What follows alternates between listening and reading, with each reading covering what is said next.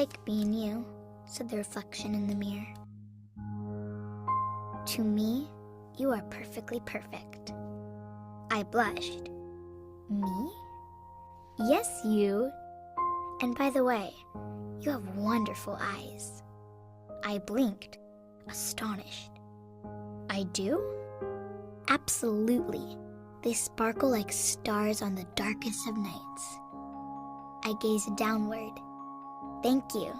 Your eyes sparkle too. Sweet of you to say. You have a marvelous voice. I gently whispered, You really think so? Of course. You sound as joyous as a songbird, whistling in the trees. And you have a magnificent smile. I sheepishly grinned. Well, Mama always says, start every day with a smile. I agree. Your smile is as bright and cheerful as the sun in the sky. And you are quite smart. I took a step towards the mirror. I do try very hard. You sure do. You're as brilliant as a rocket scientist. I like that you are friendly. I leaned in closer. It's very important to be nice, you know. It sure is. You're as peaceful as a butterfly. And you have a lot of courage. I raised my head high. I auditioned for the school play today. Outstanding. You're as brave as a lion. You're a fantastic dancer. I spread my arms wide. Watch how fast I can twirl. Around and around I went. Amazing. You're as graceful as a dolphin gliding through the sea. I plopped on the ground, giggling as the room playfully spun around. And you have a terrific laugh. Thank you very much. Your chuckle fills the air with bubbly joy. But most of all, I like your heart. Your kindness is as beautiful as a rainbow. I stood up and walked towards the mirror. To me, you are perfectly perfect. I gently pressed my hands against the glass. I like being you. We smiled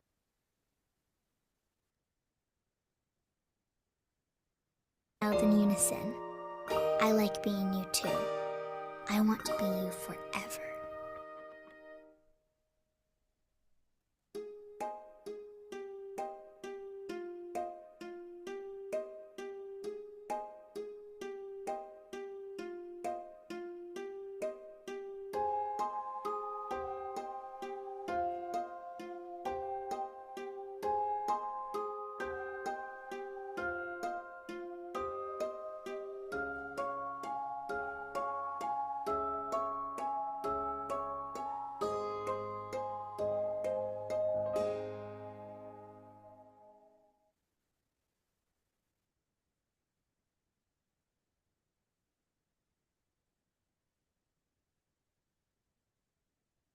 Good morning, friends. Good morning, sir. Good morning, sir. Good morning, sir. Good, very good. कुछ चेहरे Good morning, नजर आ sir. रहे हैं, कुछ नहीं आ रहे। Good morning. घूंघट हटा दो तो Good ज्यादा morning, अच्छा sir. लगेगा। Good morning, sir. Good morning Rupesh भाई, good morning, straight from Yes, Rajkot. good morning. Very good to see you. बहुत टाइम से वेट कर रहे थे टीम जी को सुनने के लिए। Mohini, Swati, Shubha, good morning. Good morning, sir.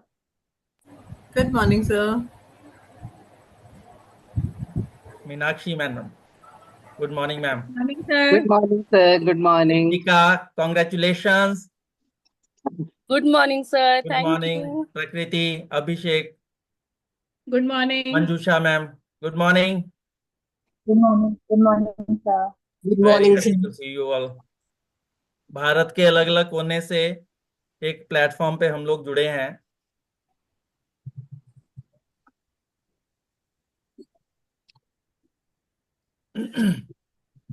Vinita,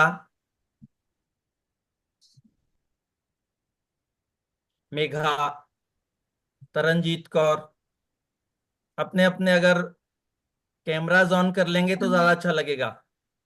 Sir, पूजा, मैंने मैसेज सीमा। किया I will not be able to switch on my camera, but I'm oh, happy to be here. Thank you so much. Okay okay, कोई बात नहीं।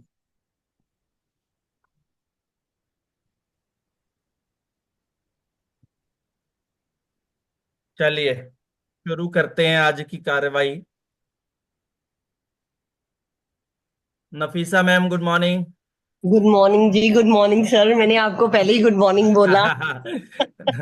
मैं कोशिश कर रहा था पीपीटी के साथ साथ सारे चेहरे देखूं कौन कौन कहाँ कहाँ से अवेलेबल हैं। तो it is Nidhi, good privilege. Morning. Prem ji, good good morning. Morning. Nidhi, good morning. It is a privilege to have you all here at one screen. So आज हम लोग जुड़े हैं एक बहुत ही खास मकसद के लिए, और वो मकसद हमारे लिए हमारी सबसे बड़ी वेल्थ हमारे बच्चे। ज्यादातर पेरेंट्स जुड़े हैं तो उस वजह से मैं इस तरीके से बात कर रहा हूं, अदरवाइज कुछ बच्चे भी होंगे तो वो अपने आप को समझें कि yes they are wealth assets for their parents. So बहुत सारा ऐसे मुद्दे आ रहे हैं आज की डेट में यंगर जनरेशन के साथ पेरेंट्स को, जो कि एक गैप सा क्रिएट कर रहे हैं। जो हम लोग लेटेस्ट समझ रहे हैं कि पेरेंट्स बच्चों को बहुत चाहते हैं और चाहते हैं रहते हैं हमेशा, क्योंकि उनका वो एसेट है, वेल्थ है, लेकिन उनको डील करने के तरीके नहीं समझ आ रहे हैं। बहुत बार मैं बोलता हूं कि पेरेंट होता है 80s का, और वो 2025 में अपनी पेरेंटिंग वैसी ही अप्लाई करने की कोशिश करता है जैसी वो 80 में उसके ऊपर हुई थी। तो वहां से एक गैप क्रिएट होना बहुत ही स्वाभाविक सी बात हो जाती है कि बच्चा जो आज जेन जी जिसको बोलते हैं, उस जनरेशन का बच्चा है, उसको इस तरीके के वो जो पेरेंटिंग है वो नहीं सूट करती, एक्सेप्टेबल नहीं है। तो उस गैप को समझना और उसको क्लोज लेके आना, ये काम डॉक्टर स्वीन सैनी बहुत सालों से ये कर रहे हैं। 1990 से life skills trainer, career strategist और पिछले बहुत सालों से क्लिनिकल साइकोलॉजिस्ट के तौर पे और पेरेंटिंग कोच के तौर पे ये सेवा निभा रहे हैं, और जो गैप है बच्चों का और पेरेंट का उसको कम करने में दिन रात एक कर रहे हैं। नई से नई स्ट्रेटजीज, नई से नई रिसर्च, नए से नए तरीके लेके आ रहे हैं आप सब तक कि हमारे घरों में जो इश्यूज हम लोग फेस कर रहे हैं उसका हल मिल सके, उसका ऐसा सॉल्यूशन मिल सके कि वही बच्चा और वही हम, लेकिन हम प्लेजेंट रिलेशन में आ जाएं। और एक एक बात, जैसे बच्चा छोटा था और एक एक बात आके शेयर कर लेता था हंस के, खेल के, खुश होके, वैसे ही अभी भी वैसा ही माहौल बन जाए। सो उसके लिए I will hand over the charge to doctor Sween Saini. Yes ma'am.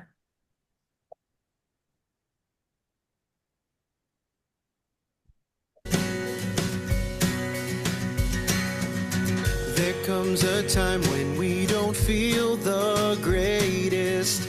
We're feeling down, emotions don't feel right. It's so important to check our well-being. In so much darkness, you can still find light. There's always someone you can talk to. There's always someone who cares. If you have feelings you can't handle, there's always someone who cares. If you're not feeling the best, just slow it down, take some breaths. Your friends and family can give you support. Take a walk by yourself, it's all about mental health. You have so much to be grateful for. There's There's always someone you can talk to. There's always someone who cares. If you have feelings you can't handle, there's always someone who cares.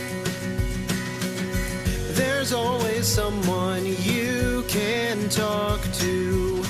There's always someone who cares.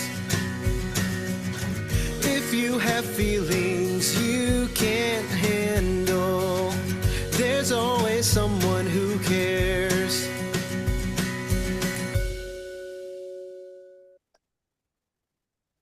Good morning, everyone. Good morning, ma'am. Good morning, ma'am. Good morning, ma'am.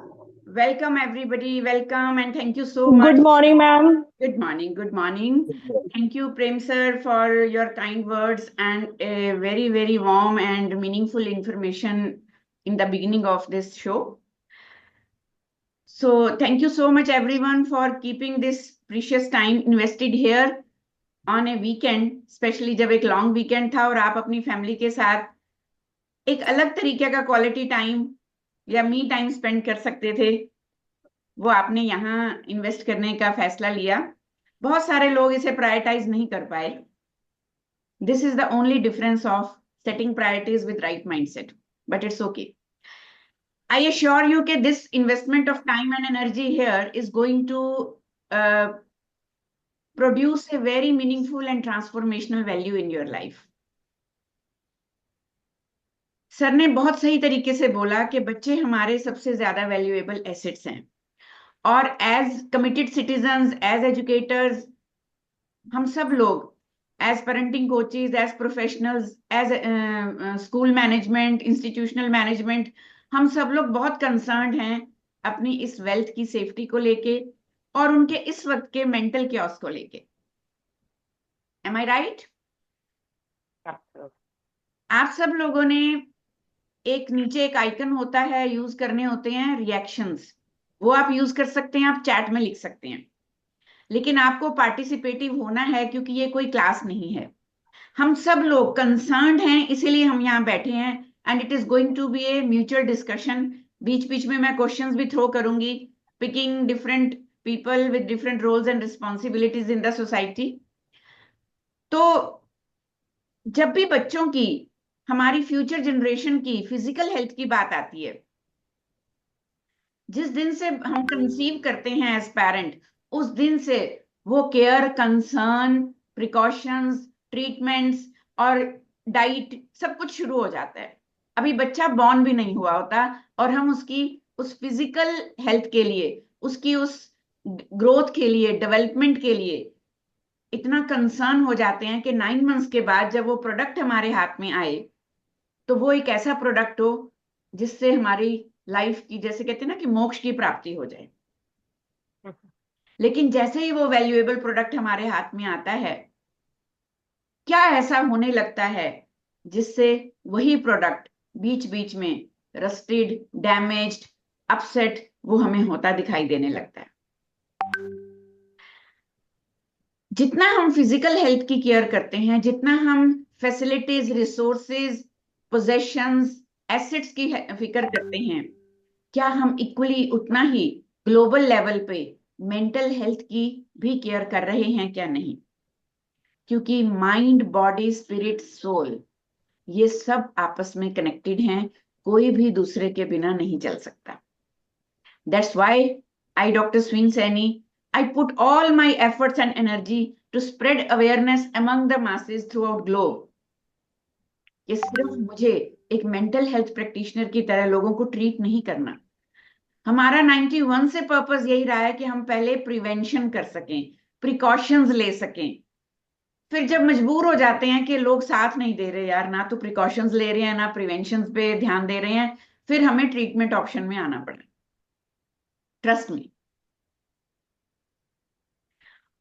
क्या होती है mental health, बिगड़ा क्या है, ये जानने से पहले हम ये समझें कि अच्छी मेंटल हेल्थ क्या होती है.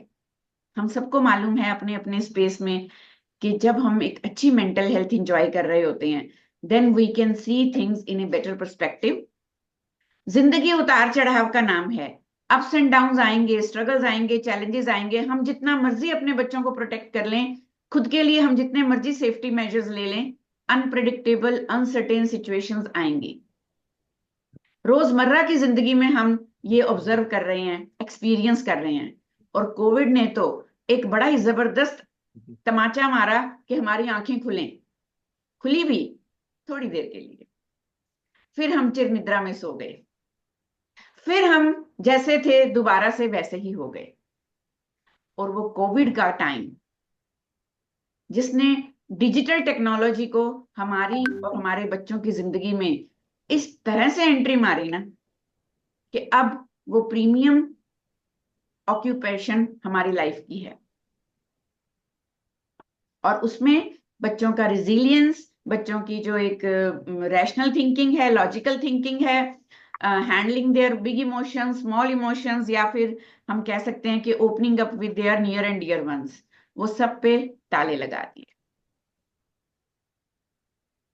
That's how we all are here, कि हम बहुत कंसर्न हैं कि ये सब कुछ जानते समझते हुए भी, as a parenting coach, as a mental health practitioner, as a life skill trainer, I meet so many people online, offline every day, especially youngsters. And as a teen and adolescent coach, I talk to kids कि आपको क्या दिक्कत आ रही है।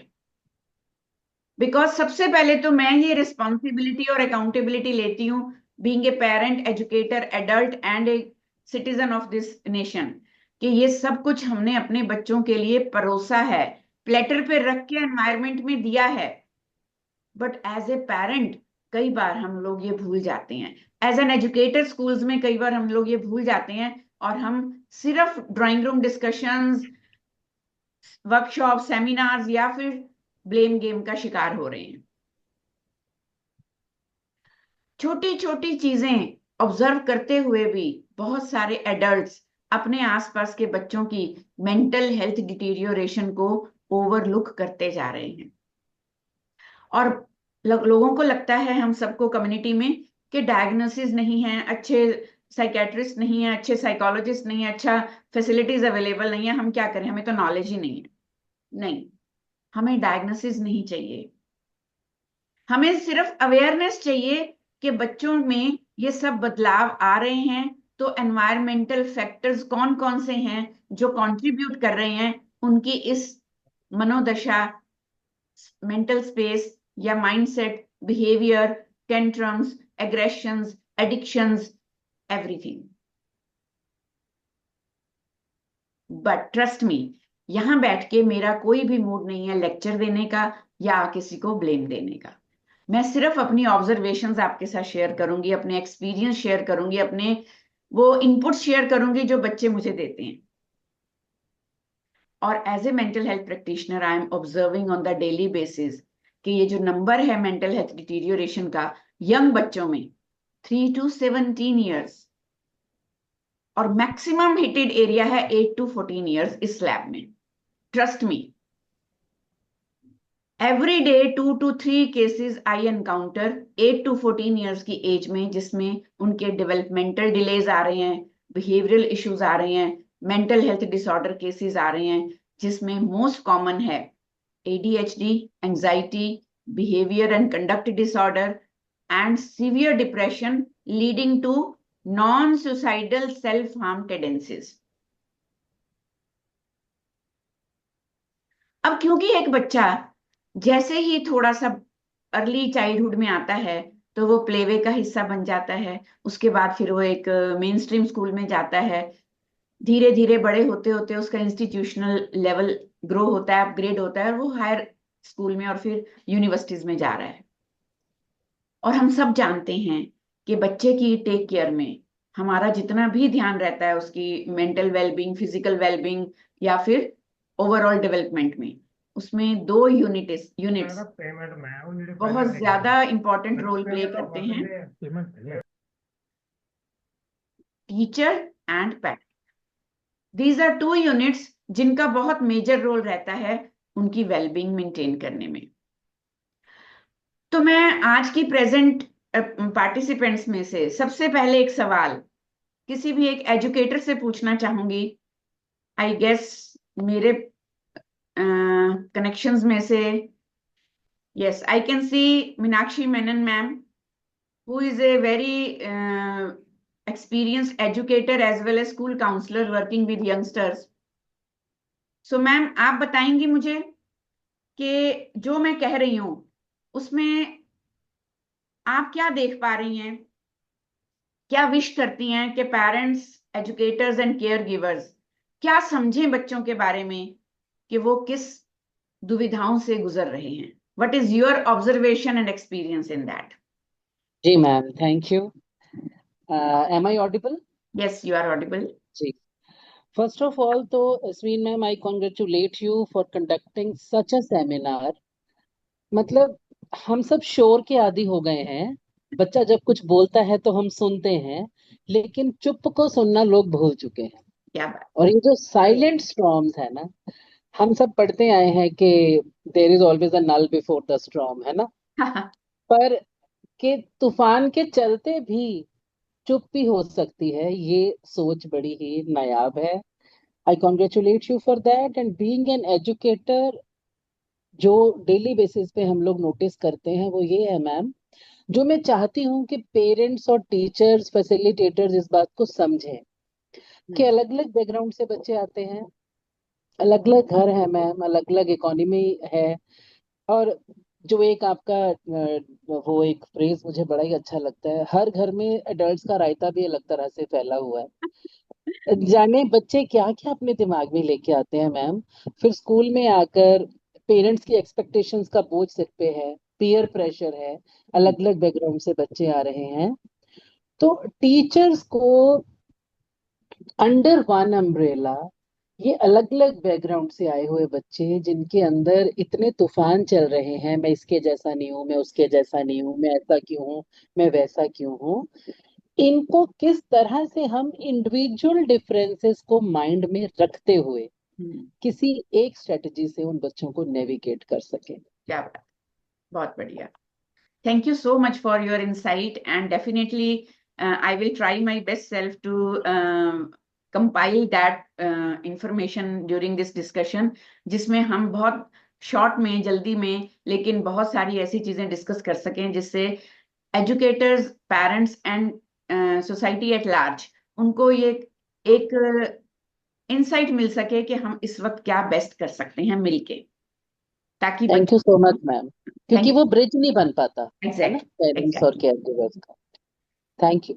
So as I was talking early, कि each one of us, we are diagnosing these behavioral symptoms in our young kids, जिसमें attention span बहुत कम हो गया है, sleep cycle इतना डिस्टर्ब हो गया है. लेकिन उसमें जब लोग कहते हैं ना कि बच्चे रात रात भर जागते हैं, स्क्रीन के पीछे बैठे रहते हैं, सुबह को उठते नहीं है. फर्क सिर्फ इतना है कि एडल्ट्स को मजबूरी में उठना पड़ता है क्योंकि उनका लॉजिकल ब्रेन बताता है कि काम करना है, खाना बनाना है या ऑफिस जाना है. बच्चों को अभी तक वो लॉजिकल अवेयरनेस नहीं होती, तो जागते तो एडल्ट्स भी रात भर हैं स्क्रीन के पीछे. I have observed many people surfing through reels और social media throughout night in every age. और फिर ईटिंग, हेल्दी ईटिंग की बात करते हैं हम, लेकिन ईटिंग स्टाइल हमारी पूरी सोसाइटी एट लार्ज का डिस्टर्ब हो चुका है, leading to defined and aggressive behaviour in our future generation. बहुत ज्यादा हम लोग स्ट्रेस, फियर, एंजाइटी, हर वक्त परेशानियां, हर वक्त हम लोग उलाहने दे रहे हैं, कंप्लेन कर रहे हैं, ब्लेम कर रहे हैं, और उसी वायरस के इन्फ्लुएंस में हम अपने बच्चों को बड़ा कर रहे हैं और हम उन्हें बोलते हैं maintain gratitude. Is it possible? इतना एकेडमिक कॉम्पिटिटिव प्रेशर, जैसा मीनाक्षी मैम ने बताया कि मछली से हम एक्सपेक्ट कर रहे हैं कि वो उड़े और चिड़िया से एक्सपेक्ट कर रहे हैं कि उसे तैरना आना चाहिए, और फिर बच्चों को हम बोल रहे हैं कि you are not performing well in the school. We are not allowing them to express their emotions, big emotions, small emotions. I can see young mothers so much anxious and restless कि मेरा बच्चा ये करता है, मेरा बच्चा वो करता है. अरे बच्चा तो बच्चा है, उनको डिफिकल्टी है controlling their emotions because now they are operating from the lower brain, जिसको हम इमोशनल ब्रेन कहते हैं. उनका अपर फ्लोर तो अभी बना ही नहीं है. ये हमने सिखाना है हाउ टू कंट्रोल इमोशंस।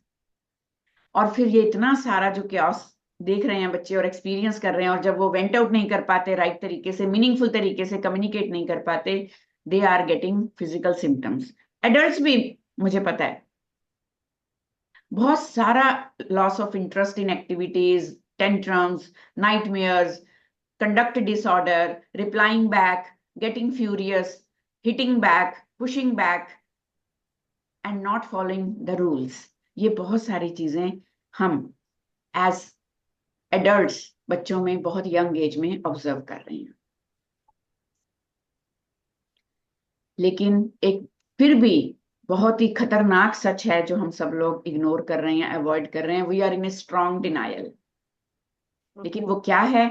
इससे पहले मैं अपनी इस दावे को वैलिडेशन चाहूंगी किसी एक यंग मदर से जिसके पास अभी ऑलमोस्ट 4 से 6 साल का अगर बच्चा है, शोइंग बिग इमोशंस और स्मॉल इमोशंस। और क्या उन्हें लगता है कि यस मैम आप ठीक कह रहे हो कि इतने इतने बच्चों का भी इस वक्त मैनेज करना, एग्रेशन या इमोशनल रेगुलेशन हमारे लिए एक चैलेंज हो रहा है? Yes, anybody here?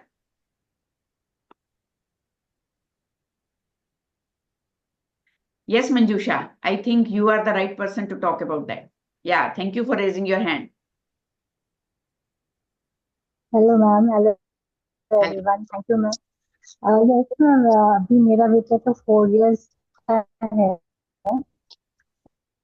and he cannot control his emotion. I believe बच्चे जब एज ब्रैकेट में होते हैं, उनका स्टिल ब्रेन डेवलपिंग मोड में होता है, तो ऐसे जब बच्चे बहुत ज्यादा ओवर स्टिमुलेटेड हो, एंशियस, टायर्ड या फिर लैक ऑफ स्लीप हो, हंगर हो, तो वो एक्सप्रेस नहीं कर पाते बहुत जल्दी से। बिग इमोशंस तो बिल्कुल भी एक्सप्रेस नहीं कर पाते।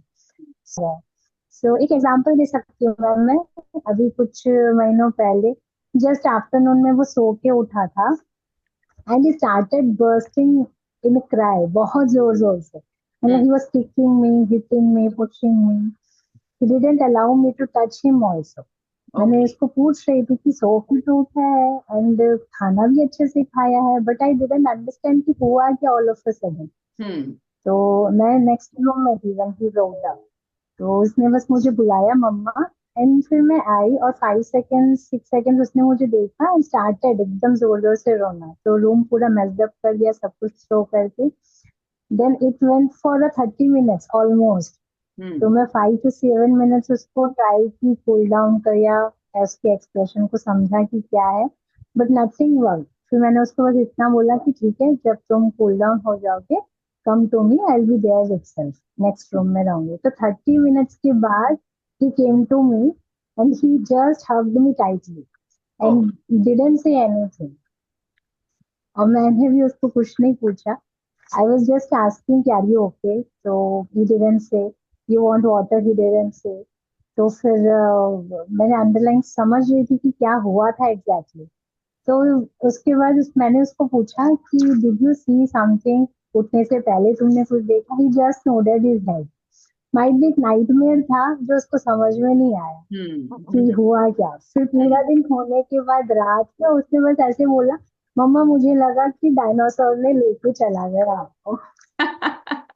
See, sense of insecurity in a dream, ये डायनासोर मम्मा को लेके चला गया, है ना? और rather than getting full, हाँ, और वो इनसिक्योरिटी उसने एग्रेशन में निकाली। So there is always underlying reason behind every emotion or any underlying emotion behind every behavior. और ये कहाँ से आ रहा है? Most of the time if we keep observing we will realise कि बच्चों को मेंटल हेल्थ क्राइसिस नहीं है, they have a lifestyle crisis. आपको सुन के थोड़ा हैरानी होगी कि लाइफस्टाइल क्राइसिस कैसे? We are putting our best. हमने तो सोच सोच के एक बच्चा पैदा किया। पहले 5-5 होते थे, रिसोर्सेज भी नहीं होते थे। अब हमारे पास रिसोर्सेज ज्यादा है और हम एक ही को दे रहे हैं, और किया भी तो हम दूसरे का प्लान नहीं कर रहे। We are putting all our best efforts to provide them everything beyond our reach. फिर भी लाइफस्टाइल क्राइसिस। क्या बात कर रहे हो मैम, आप तो कह रहे थे ब्लेम नहीं करेंगे। एक छोटी सी वीडियो दिखाना चाहूंगी आपको। ये मैंने नहीं बनाई है, ये एक social experiment as an observation about the parents, उसके हिसाब से है। Please give your kind and attentive attention here.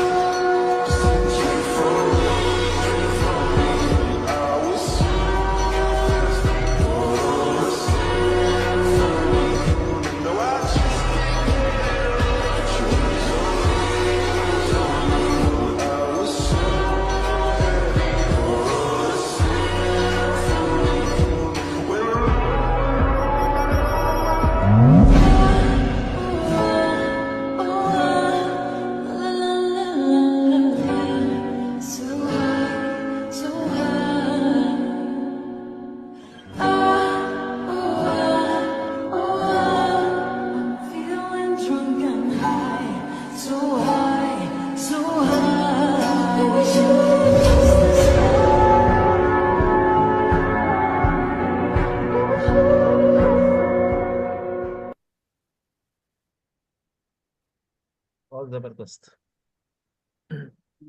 तो मैं जानना चाहूंगी किसी भी एक पार्टिसिपेंट से कि आपने इस वीडियो में क्या ऑब्जर्व किया। Yes Rupesh sir. Yes ma'am. Okay, मेरी आवाज आ रही है? जी sir. Okay, first of all काफी टाइम से आपको सुनना चाहते थे, आज पूरा टाइम निकल के प्रेम भैया से बोला। Thank you so much, thank you so much. अभी वो जो चीज है ना, काफी बार हम अक्सर करते कि फोकस नहीं है। फोकस जो होना चाहिए, जो रियल रियल जो एंजॉय करते हैं ना, वो भी मिस आउट है। जो जहाँ पे भी बैठे, even not with kids and all, कि हम लोग जहाँ पे बैठे हैं उसी में फोकस, उसी में मन लगना। अभी मोबाइल डिवाइस आ गया है उधर अपना, हम बोल रहे हैं कि साथ थे, ऐसा वो साथ नहीं है, डिस्कनेक्टेड है। यस, तो प्रेजेंस की कमी नहीं है, फिजिकल प्रेजेंस है। पेरेंट्स ने सारा टाइम एडजस्ट किया हुआ है, मदर ने अपना करियर सेक्रीफाइस किया है, मदर अपना 100% बच्चे को दे रही हैं, या वर्क फ्रॉम होम के साथ काम कर रही हैं, वो साथ साथ किचन संभाल रही हैं, सब कर रही हैं।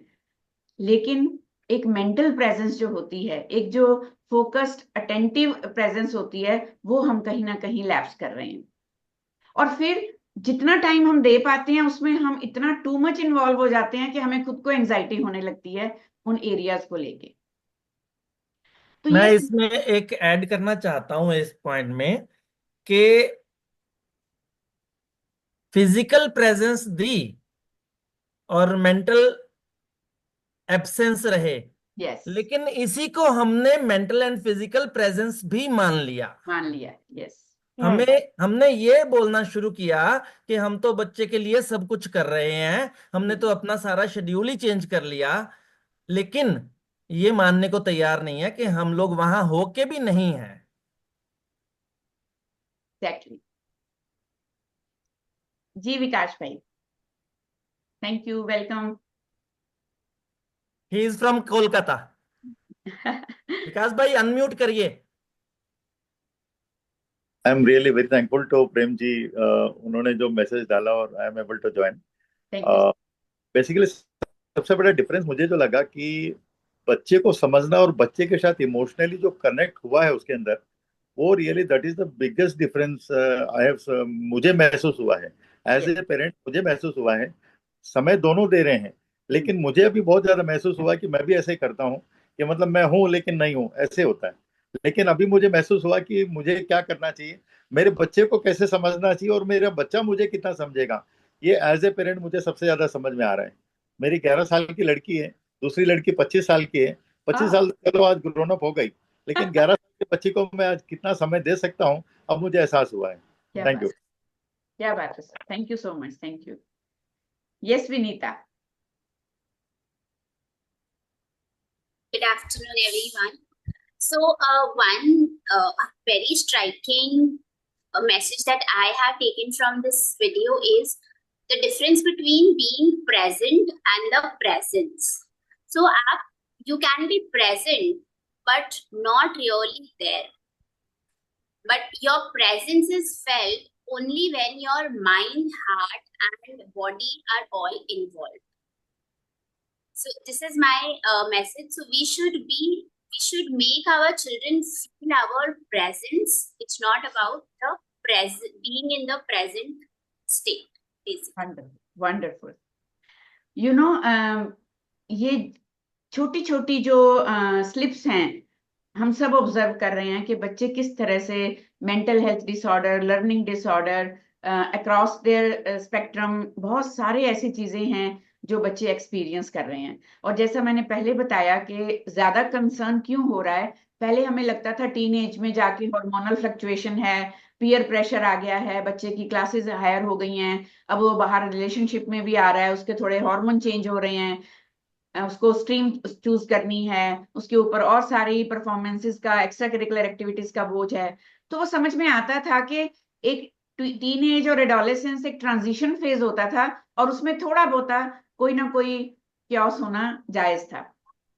बट नाउ जो हम लोगों ने एक एज मस्त बचपन की एंजॉय की है, वो हमारी ये जनरेशन नहीं कर पा रही, जबकि हम टेक्निकली एडवांस हो गए हैं, फैसिलिटीज में बहुत ज्यादा हमारा लाइफस्टाइल अपग्रेड हो गया है. हमारे टू डू लिस्ट में, हमारी बकेट लिस्ट में पेरेंट्स की इतने सारे adventurous tours, trips, expenses add हो गए हैं, बहुत हाई क्लास एजुकेशन आ गया है, लेकिन mental health deterioration day by day drop होता होता और कम और कम और कम एज के बच्चों तक पहुंच रहा है.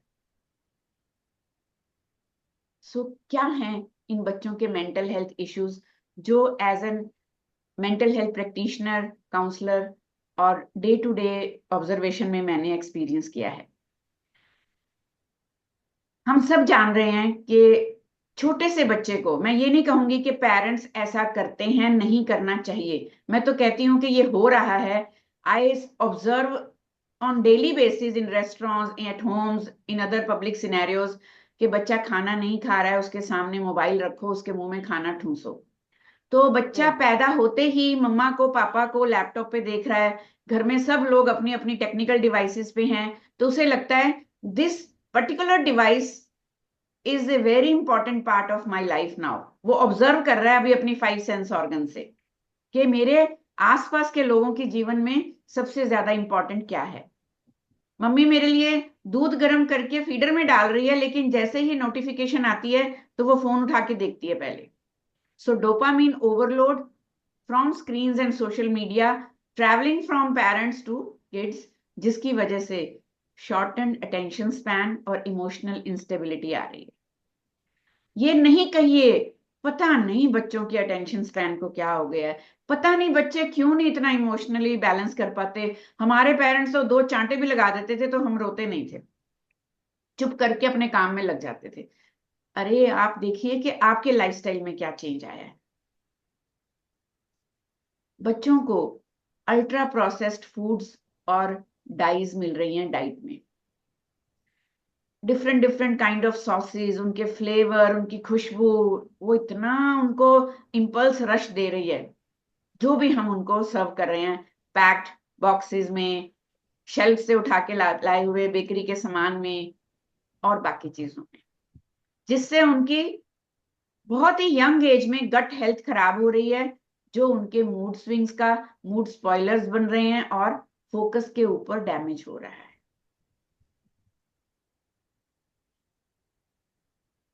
पहले से ही धीरे धीरे जॉइंट फैमिली से न्यूक्लियर फैमिली सेटअप हमने चूज किया, गांव से हरे भरे आबादियों से शहरों में कंक्रीट में रहना हमने जो है वो चूज किया.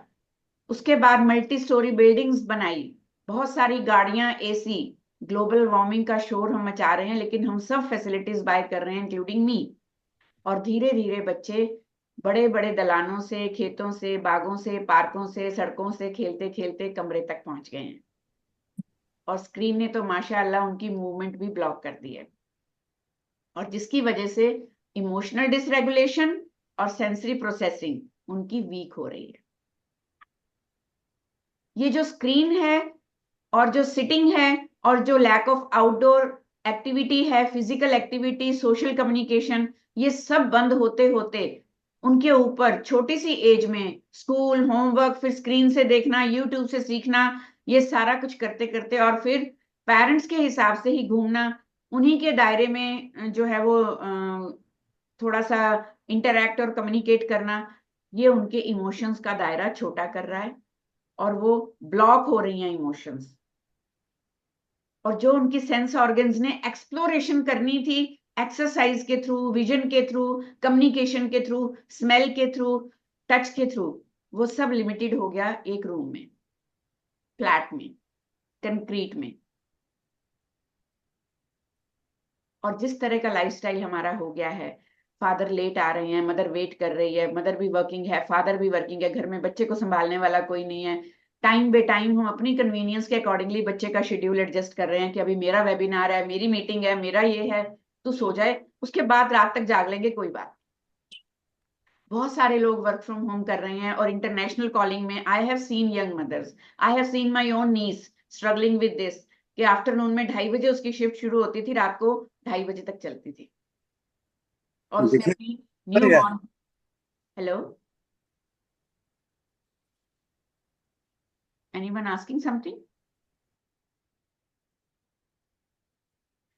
सो उसमें उन्होंने अपनी न्यूली बॉर्न बेबी का सारा शेड्यूल अकॉर्डिंगली मैनेज किया था, और दिन भर वो बच्चा लेट से उठता था, बिल्कुल पेरेंट्स के साथ ही, और रात भर जागता था।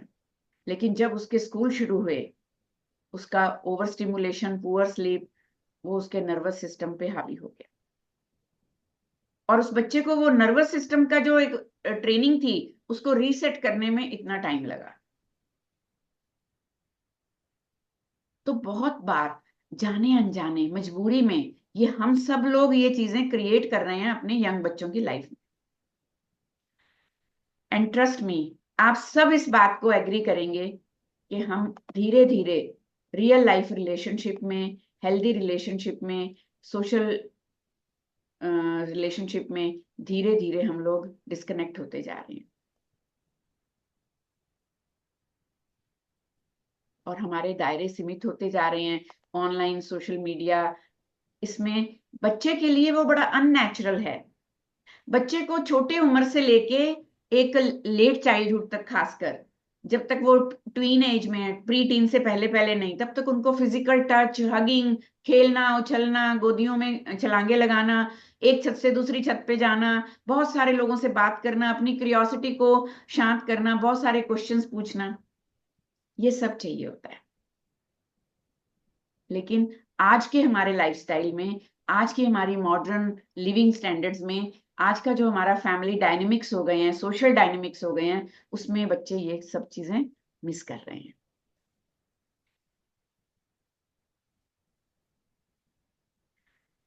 अब ये सिर्फ घरों की बात नहीं है, ये सारा क्लटर लेके बच्चे स्कूल्स में जा रहे हैं। तो मैं यहाँ प्रेजेंट एक स्कूल प्रिंसिपल हैं, my dear friend Mohini ji, मैं आपसे पूछना चाहूंगी कि what you observe as a school management हिस्सा, and what do you feel need to be done? क्या आपको लगता है कि ये जो चीजें मैंने कही, ये बच्चे एक्चुअली लेके ही स्कूल लेवल तक पहुंच रहे हैं? मोहिनी मैम।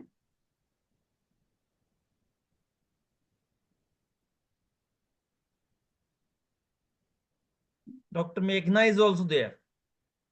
शायद वो नहीं है, अभी डिस्कनेक्ट हो गए, अभी तो थे। Anyways, yes, so I can put this question to anyone else. Doctor मेघना। डॉक्टर मेघना, हाँ, कटक से। okay, is she there?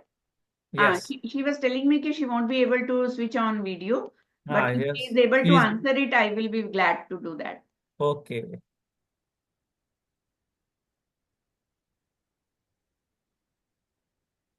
Anyways, so हम वेट करते हैं, शायद जो वो मैम ज्वाइन कर लेंगे।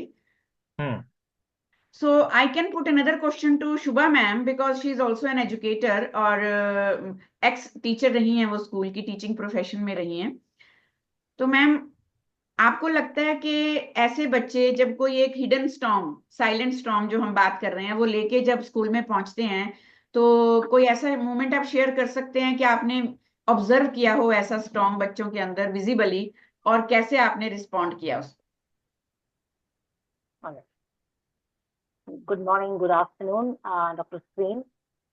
It's my absolute honor to be talking to you, the tribe, the heroes, and of course there are so many heroes here.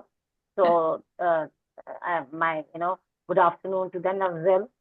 अभी तक आपने जो बोला वो इतना बैंग ऑन था कि जो यंग पेरेंट्स हैं, एक्चुअली मुझे ये लग रहा है कि काश आज से 25 साल पहले आप मेरी जिंदगी में होती और शायद मेरे पास और टूल्स होते। अभी तो शायद मेरे ग्रैंड चिल्ड्रन को ही मुझे संभालना है, अगर वो मेरी बात को समझें और सुने, क्योंकि अननेसेसरी का एडवाइस तो सॉलिसिट करना गलत है, ये भी हमने आप ही से सीखा है। yes. मेरे 30 साल के आई थिंक अनुभव में बहुत सारे स्टेट्स में मैंने पढ़ाया और हर एक स्टेट का अलग डायनेमिक्स होता था। तो पंजाब में हरदम बठिंडा का एक एग्जांपल देती हूँ कि एज अ टीचर, जब मैं टीचर काम कर रही थी, तो मैंने ऑफकोर्स मेट्रोलॉजिकल डिपार्टमेंट में एक साइंटिस्ट होते हैं जो प्रेडिक्ट करते हैं कि storm is just going to hit the show, और एज अ टीचर अगर मैं एक मेट्रोलॉजिकल साइंटिस्ट के एटीट्यूड को लेके चलूं, तो मुझे अच्छी तरह से पता है कि से फॉर इंस्टेंस शिरीन का ब्रेकडाउन होगा, चाहे वो 8 साल की हो चाहे वो 15 साल का हो।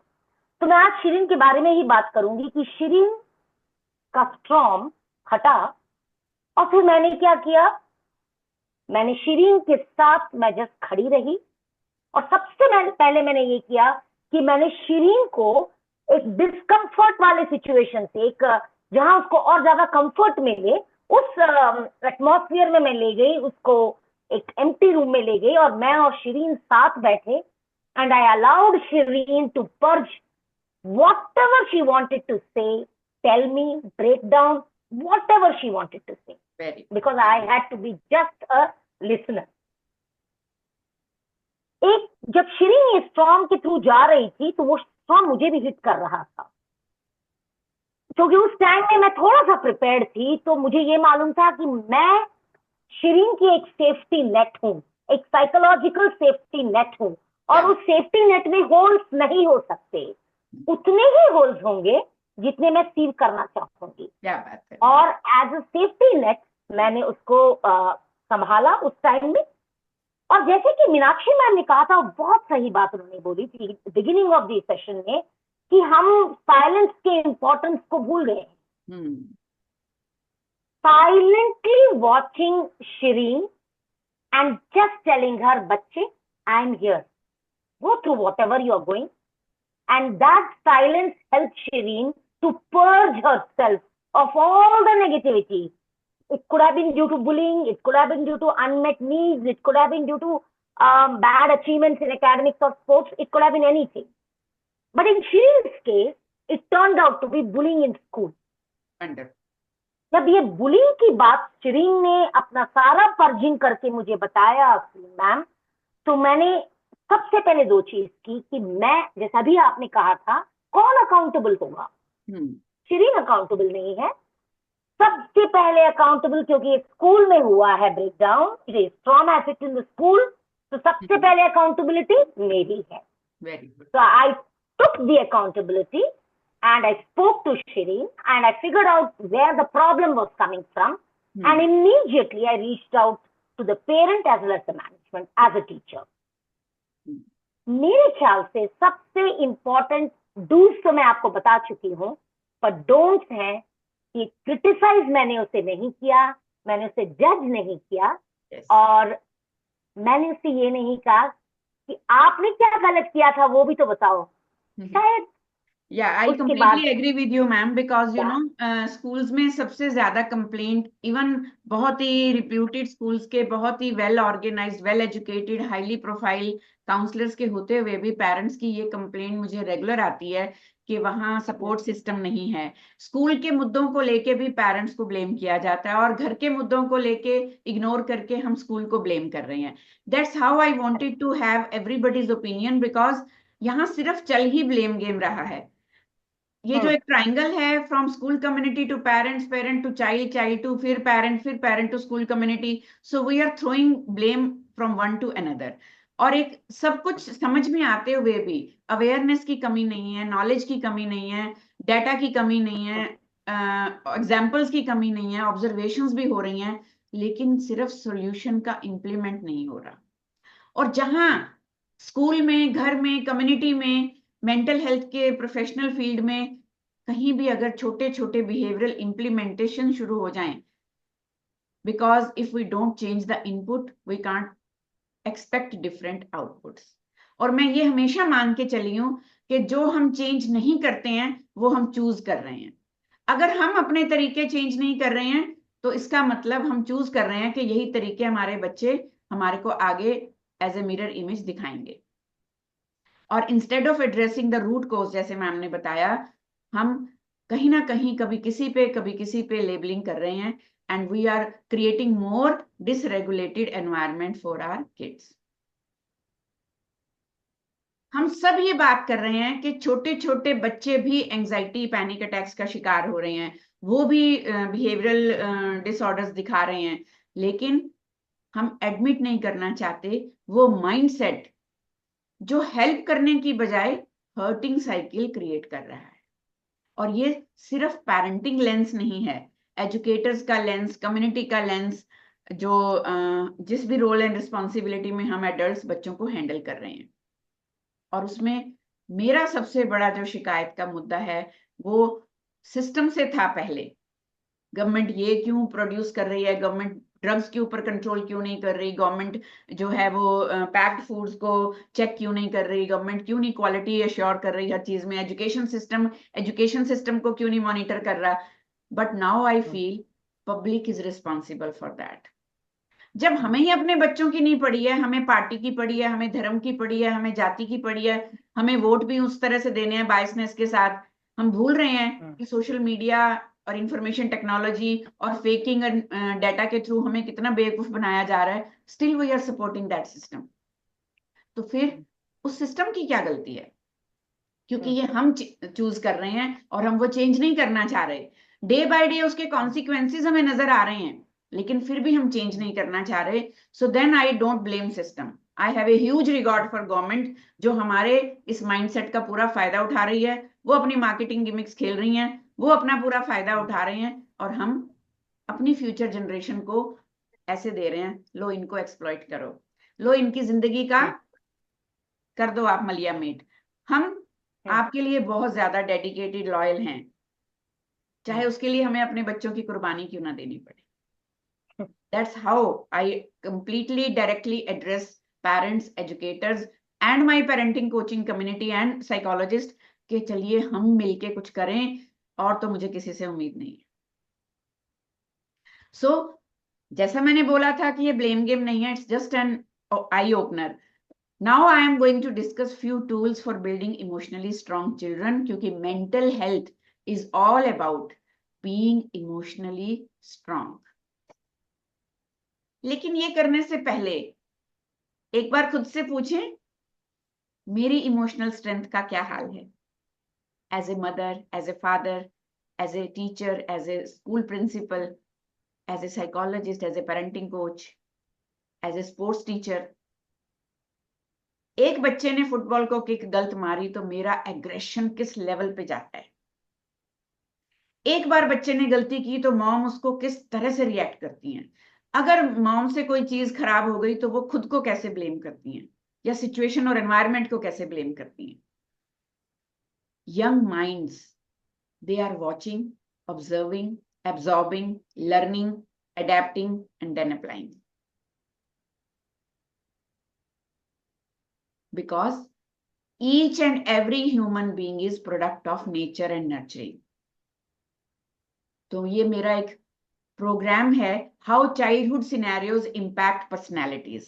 क्या नींव मजबूत है? This is a different kind of parenting training programme. किसी को भी लगे जरूरत है तो आपका स्वागत है हमारी परवरिश की पाठशाला में। उसमें से छोटा सा एक अंश, उसका एक छोटा सा मॉड्यूल में यहाँ डिस्कस करना चाहूंगी कि मैंने अपने 31 ईयर्स की प्रोफेशनल लाइफ में और एज ए पेरेंट भी मेरी इतनी ही उम्र हो गई है, तो मैंने ये ऑब्जर्व किया है कि हमारा पेरेंटिंग स्टाइल, हमारी फैमिली वैल्यू, हमारी पेरेंटिंग स्क्रिप्ट, हमारा जो एनवायरनमेंट है, बच्चे का स्कूलिंग है, उसका पीयर ग्रुप है, उसके स्कूल टीचर्स का जो बिहेवियर है, वो सब कुछ बच्चे के ऊपर इम्पैक्ट डालता है, along with genetic, genes, heredity, nature जो उसे बाय बर्थ हम दो पेरेंट्स से मिलती है. So that's how we are product of nature and nurturing. कोई भी अपने साथ पहले से एक झोले में कोई बिहेवियरल टेंट्रम्स, डिसऑर्डर्स भर के नहीं ला रहा है. ऊपर से भगवान जी ने नहीं देके भेजा है. ना ही बच्चे ने ईमेल किया था कि आप मुझे जन्म देने वाले हो तो मेरे लिए एक सैमसंग का ये वाला मॉडल फोन, ये बाइक और ये सब चीजें तैयार रखना, तब मैं आऊंगा. It was our choice to provide them. और मैं हमेशा पेरेंट्स को ये बताती हूँ कि अगर हमारे घर में एक टॉडलर, छोटा बच्चा, जैसे मंजूषा ने बताया, अगर वो टेंट्रम्स रेगुलरली थ्रो करता है, trust me, it is coming from nature. 3, 4, 5 साल तक बच्चा वही एग्जिबिट कर रहा है जो उसको 0 to 9 मंथ्स में प्रेगनेंसी के दौरान साइकोलॉजिकल इम्पैक्ट मिला है मदर से और जेनेटिक कॉम्बिनेशन मिला है फादर से. So it is in his nature and we call it temperament, जो उसे बाय डिफॉल्ट बर्थ के साथ गिफ्ट आपने दिया.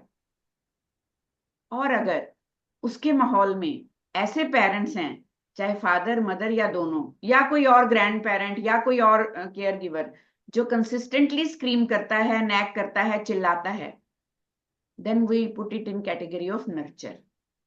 तो फिर आप अपब्रिंगिंग के माहौल में, एनवायरनमेंट में उसको वो वायरस दे रहे हैं. और अगर अब आपका बच्चा वापस आप ही की तरह बिहेव करने लगा है, उसी तरह से जवाब देने लगा है, चिल्लाने लगा है, देन इट मीन्स वो नेचर रीइंफोर्स हो गई थ्रू नर्चरिंग.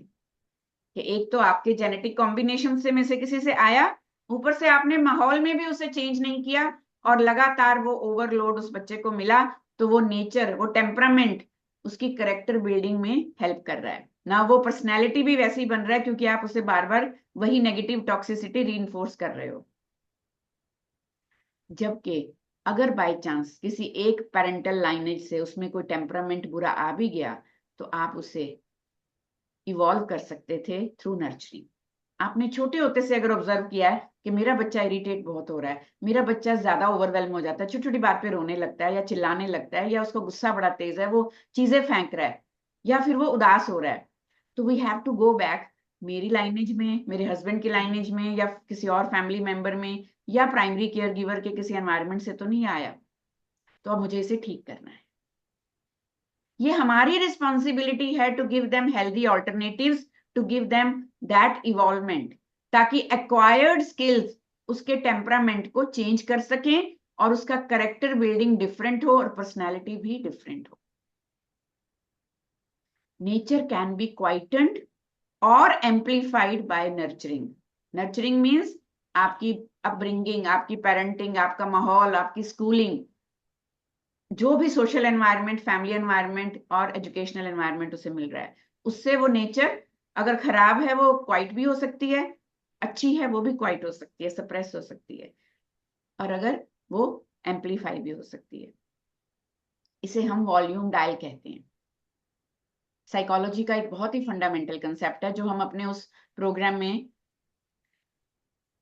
एजुकेट करते हैं पेरेंट्स को. तो ये वॉल्यूम डायल हमने सेट करना है, और इसी को हम साइकोलॉजिकल फ्लेक्सिबिलिटी कहते हैं, कॉग्निटिव फ्लेक्सिबिलिटी कहते हैं, कि बहुत सारे लाइफ स्किल्स और अदर ट्रेनिंग्स हैं आपके लिए, एजुकेटर्स के लिए, पेरेंट्स के लिए, जिसके थ्रू हम बच्चों को, इवन ट्विंस का बिहेवियर भी रेगुलेट, मॉडिफाई और अपग्रेड कर सकते हैं. What should parents do for their child mental health? ये मुझे बताने की जरूरत नहीं है, सबको पता है तरीके. Trust me.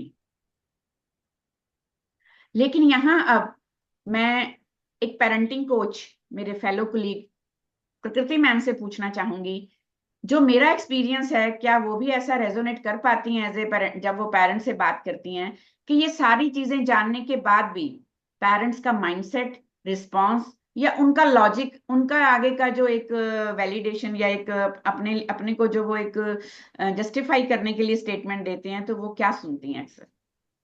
जी बिल्कुल. Thank you so much, Srinji, for giving me this opportunity. First of all, yes, I am really overwhelmed and very happy that you've taken up this topic.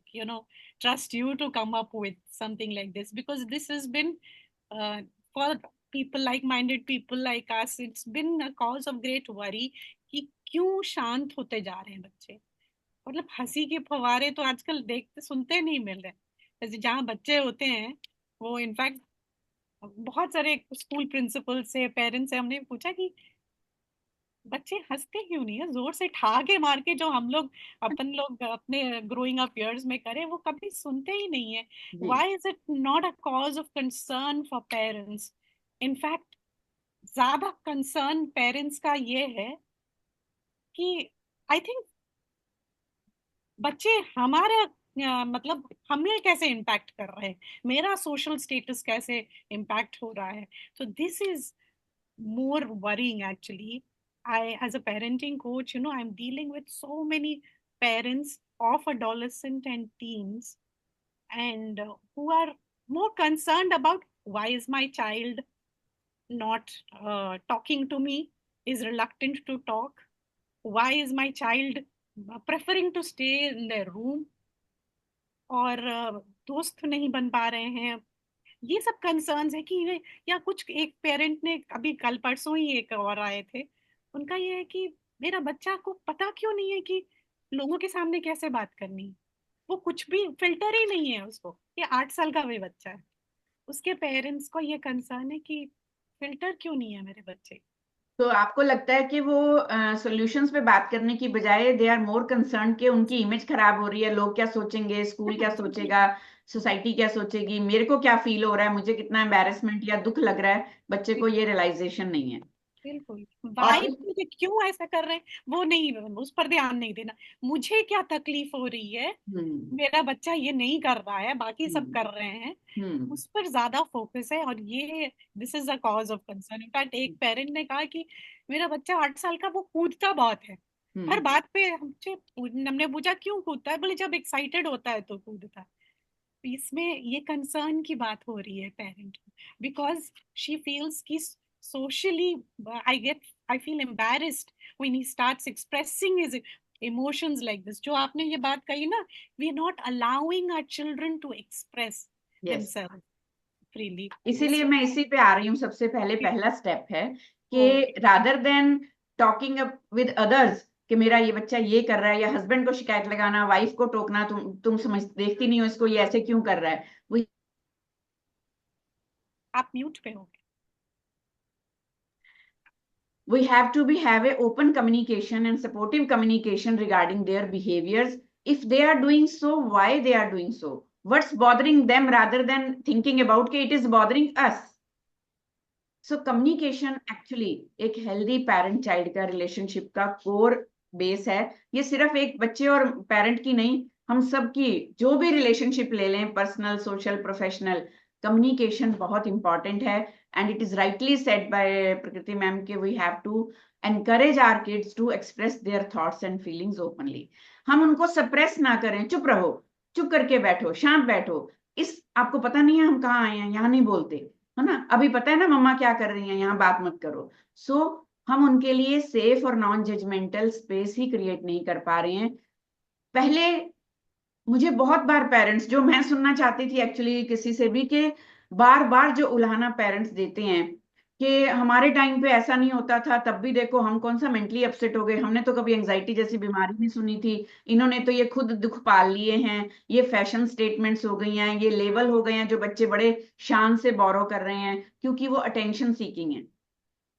Yes, वो अटेंशन सीकिंग है क्योंकि उन्हें अपने हिस्से की attention नहीं मिल रही, या फिर गलत तरीके से जरूरत से ज्यादा मिल रही है. बैलेंस है ही नहीं हमारी अटेंशन में.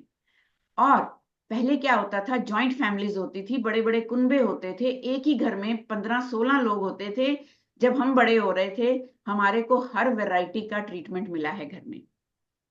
हमें अगर एक स्ट्रिक्ट पेरेंट होता था तो दूसरा संभाल लेता था हक करके। कोई ताया चाचा दादा दादी बुआ नानी कोई भी ऐसे होते थे जो कहते थे कोई बात नहीं बेटा, पापा ऐसे करते हैं, पापा तो परेशान होके आए हैं ना। कोई ना कोई लॉजिकली कम्युनिकेट करता था, इमोशनली कनेक्ट करता था, सूद करता था। सो हर तरह के इमोशनल रिएक्शन को हैंडल करना, डाइजेस्ट करना हमें आया, क्योंकि हम एक कुनबे से आते हैं। हमारे बचपन में तो नेबरहुड भी एक फैमिली होती थी, मोहल्ला भी एक हमारा खुद का कुनबा होता था। कोई पड़ोसी भी हमें डांट सकता था, प्यार कर सकता था, चांटा मार सकता था, और मदर अवेलेबल नहीं है तो खाना भी खिला सकता था। ये सिस्टम हमारे बच्चों की लाइफ में नहीं है। ये सिक्योर नेटवर्क, वो जो शुभा मैम कह रहे थे, वो नहीं है, सेविंग नेट नहीं है। सिर्फ 2 ही पेरेंट हैं और उन दोनों के अपने अपने इमोशनल, प्रोफेशनल और पर्सनल कन्फ्लिक्ट्स हैं, जो वो सारा का सारा बच्चे के ऊपर ड्रॉप बाय ड्रॉप पोर कर रहे हैं। और हम इमोशनल एंकर बनने की बजाय हम इमोशनल फ्रस्ट्रेशन अपनी भी बच्चों पे निकाल रहे हैं। हमारे हस्बैंड वाइफ का कोई मुद्दा है तो उसमें हम आपस में बात नहीं कर रहे, लेकिन हम सारा अपना जो पेन, हर्ट और क्लटर है वो बच्चे पे फोर्स कर रहे हैं। तो माहौल बदला है, trust me, agree to this, कि लाइफस्टाइल बदला है, जिसकी वजह से ये बच्चे वैसे नहीं बिहेव कर रहे जैसे हम करते थे, या वैसे रिएक्ट कर रहे हैं जैसे हम नहीं करते थे। सो ओपन एंडेड क्वेश्चंस पूछिए। आज आपका दिन कैसा था? आज स्कूल में क्या ठीक रहा, क्या गलत रहा? आज मन कैसा है? जब हमें पता है कि टू मच ऑफ प्रेशर है, स्क्रीन प्रेशर है, बच्चे कहाँ कहाँ घुसे हुए हैं, छोटी एज में उनके ऊपर रिलेशनशिप का भी प्रेशर है, ये हमें समझ है, तो हम उस तरह के क्वेश्चंस क्यों नहीं पूछते? उस तरह की फैसिलिटेशन के लिए ट्रेनिंग क्यों नहीं लेते? अगर हमें नहीं पता तो आइए हम ट्रेन करेंगे, but start encouraging conversation. Actively सुनिए, उनकी फीलिंग्स को वैलिडेट करिए, चाहे हम एग्री नहीं भी करते। उनकी सेलिब्रिटी कौन है, उनका रोल मॉडल कौन है, हमने शायद वो नाम भी नहीं सुना होगा। My younger daughter, she got globally active through internet at the very young age of 7 or 8 years, and she was all the time talking about international celebrities, international fashion designers, international artists, international singers. मुझे किसी का नाम ही नहीं पता होता था। और अब मैं बोलूं बेटा पंकज उधास भी सुना करो, बेटा कभी मोहम्मद रफी भी सुना है, पता नहीं क्या क्या सुनते रहते हो। तो वो मेरे से तो बाद में चिढ़ेंगे, मोहम्मद रफी से पहले चिढ़ेंगे, ये कौन दुश्मन है जिसको मैंने देखा भी नहीं, सुना भी नहीं, और मेरे और मम्मी के बीच में आके खड़ा हो गया। तो कैसे लाइक करेंगे वो, जब हम ही उनकी चॉइस को लाइक नहीं कर रहे? We have to agree with their choices. Oh wow, मैं और मेरे हस्बैंड, हम दोनों इतना इंटरेस्ट लेते थे जैसे हम बिल्कुल डम्ब हैं और हमें इस दुनिया का पता ही नहीं है। और सच में इतनी क्यूरियोसिटी, एक्साइटमेंट के साथ वो हमें टीच करती थी। आपको पता है, आप ये वाले गाना सुनना मम्मा, उसमें लिरिक्स इतने बढ़िया है ना। क्योंकि जब उसने कोरियन सिंगर्स को सुनना शुरू किया, मुझे भी तकलीफ हुई, ये हमारे कल्चर में क्या नहीं है जो उनके कल्चर में ढूंढने जा रहे हो। Then she gave me printouts of their lyrics, कि मम्मा आपको सुन के तो समझ में नहीं आएगा, मैं ट्रांसलेट करके आपको देती हूँ। एंड ट्रस्ट मी, इतना मीनिंगफुल लिरिक्स थे वो, लाइफ से कनेक्टेड। मतलब गाने वही हैं जो हमारे टाइम पे होते थे, हिंदी में या पंजाबी में अगर किसी ने सुने पुराने गाने, लेकिन अब वो उनकी लैंग्वेज में है जो उन्हें समझ में आती है, उनका म्यूजिक है जो उन्हें समझ में आता है, बीट्स के साथ, थ्रिल के साथ। तो आप उनके लिए जजमेंटल ना हो और उनकी इमोशंस को डिसमिस नहीं करें, पहले वैलिडेट करें, एग्री करें, सुने, पार्टिसिपेट करें, फिर आप अपना पॉइंट ऑफ व्यू भी दें। अगर आप उनकी चॉइसेस की रिस्पेक्ट करेंगे, आप उनकी बात सुनेंगे, तभी वो सुनेंगे। लेकिन 90% पेरेंट्स जो मेरे पास आते हैं, घूम फिर के वो फिर वही पुराने, मैम पता तो है आपको, अब करना तो ये पड़ता ही है, मुझे पता है, पर अब देखो क्या, ये कोई बातें थोड़ी होती हैं, इतना टाइम किसके पास है? बच्चों को समझना चाहिए ना, अब हम भी थके हुए आते हैं, हमारे पास भी टाइम नहीं होता। और 90% केसेस में they want the child to be fixed. Fix the child. They don't want to fix the situation. They don't want to fix themselves. Yes. बच्चे को ठीक कर दीजिए। बस ये डिफेक्टिव पीस है जो कि पता नहीं बाजार से लाए थे और दुकानदार ने गलत दे दिया, तो अब आप इसे ठीक करके दे दो। हमारा इसमें प्रोडक्शन सिस्टम में कोई एरर नहीं है। बुरा मत मानिएगा, मैं थोड़ी हार्श साउंड कर रही होंगी, लेकिन जब हम इस सीट पे बैठ के ऐसी बातें सुनते हैं और एजुकेटेड, हाई प्रोफाइल, अपग्रेडेड, बड़े सुलझे हुए पेरेंट्स भी कई बार घूम फिर के वहीं आ जाते हैं कि भैया नहीं मैम, आप ना उन्हीं को वैलिडेट कर रहे हो, आप मेरी बात तो सुन ही नहीं रहे हो. They are not ready to accept it. So how to keep communication strong with your youngsters, ये एक पीडीएफ आपको मिलेगी as a resource after the webinar. End तक जुड़े रहने वालों को बहुत सारे बंडल रिसोर्सेज मिलने वाले हैं आज, क्योंकि कल एक खास दिन है. तो आज हम लुटाएंगे बहुत कुछ, लेकिन अगर आप आखिरी टाइम तक बने रहेंगे और आप हमारे इस वेबिनार के एक्सपीरियंस का फीडबैक भी शेयर करेंगे हमारे सोशल मीडिया पे, हमारे गूगल रिव्यू पे, क्योंकि नथिंग कम्स फ्री. ठीक है जी. एक छोटा सा वीडियो, जो मैं पेरेंटिंग की बात कर रही थी. ट्रस्ट मी, बच्चे क्यूरियस हैं, बच्चे लॉजिकल हैं, बच्चे इतने इंटेलिजेंट क्वेश्चंस पूछते हैं कि मैं आपको बता नहीं सकती, लेकिन हम वो सुनना नहीं चाहते, हम घबराते हैं उन क्वेश्चंस का जवाब देने के लिए. तो एक वीडियो सोशल एक्सपेरिमेंटेशन के लिए बनाया गया, पेरेंट्स की अवेयरनेस के लिए बनाया गया, कोई ब्लेम गेम नहीं है, ट्रस्ट मी. ध्यान से सुनिएगा. मम्मी, अगर इंडिया सबसे बेस्ट है तो आप दीदी को अमेरिका क्यों भेज रहे हो?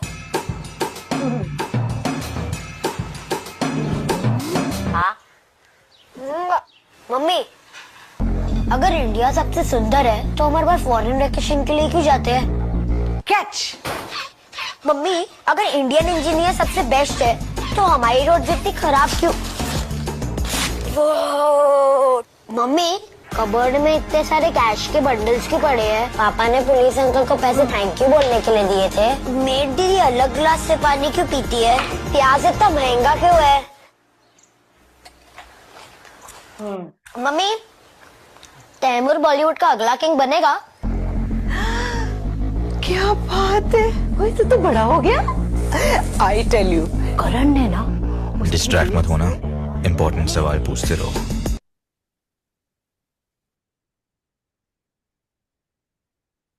तो अगर आपको समझ आया तो आपको ये समझ आया होगा कि हमें क्या समझना जरूरी है. Are we answering the right questions in the right way? Or we are overlooking, avoiding the right questions, and we are expecting them to say whatever we want to listen. Trust me, ये बच्चों का दर्द है जो मैंने आपके साथ share किया. मेरे पास 9 साल का बच्चा आके पूछता है कि मैम हम स्कूल क्यों जाते हैं?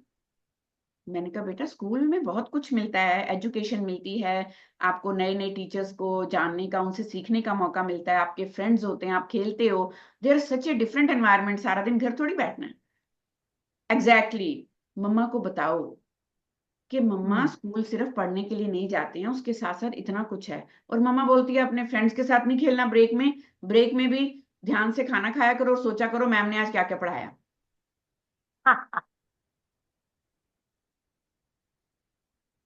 अब एक बच्चा मेरे को 11 साल का था तो पूछ रहा था कि मेरे नानू ना, वो नाना नानी के पास रहता है due to their own family limitations. तो मेरे नानू हर वक्त जो हैं वो चिल्लाते रहते हैं और उनको हाई डायबिटीज है और उनको डॉक्टर ने बहुत सारी चीजें खाने के लिए मना किया है, लेकिन वो सारा दिन चिल्लाते हैं मुझे ये नहीं देते, वो नहीं देते.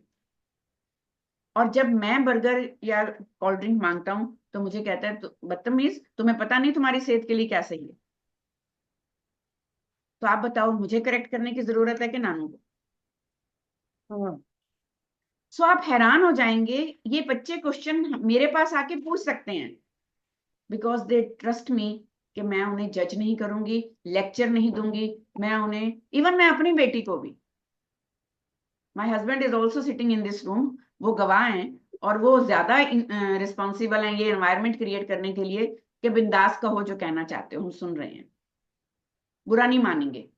लेकिन हमारी, अगर हमें लगेगा कहीं आपको करेक्ट करने की जरूरत है, फिर आप भी हमें सुनोगे. और यही एनवायरनमेंट क्रिएट हमने अपने बच्चों के लिए किया.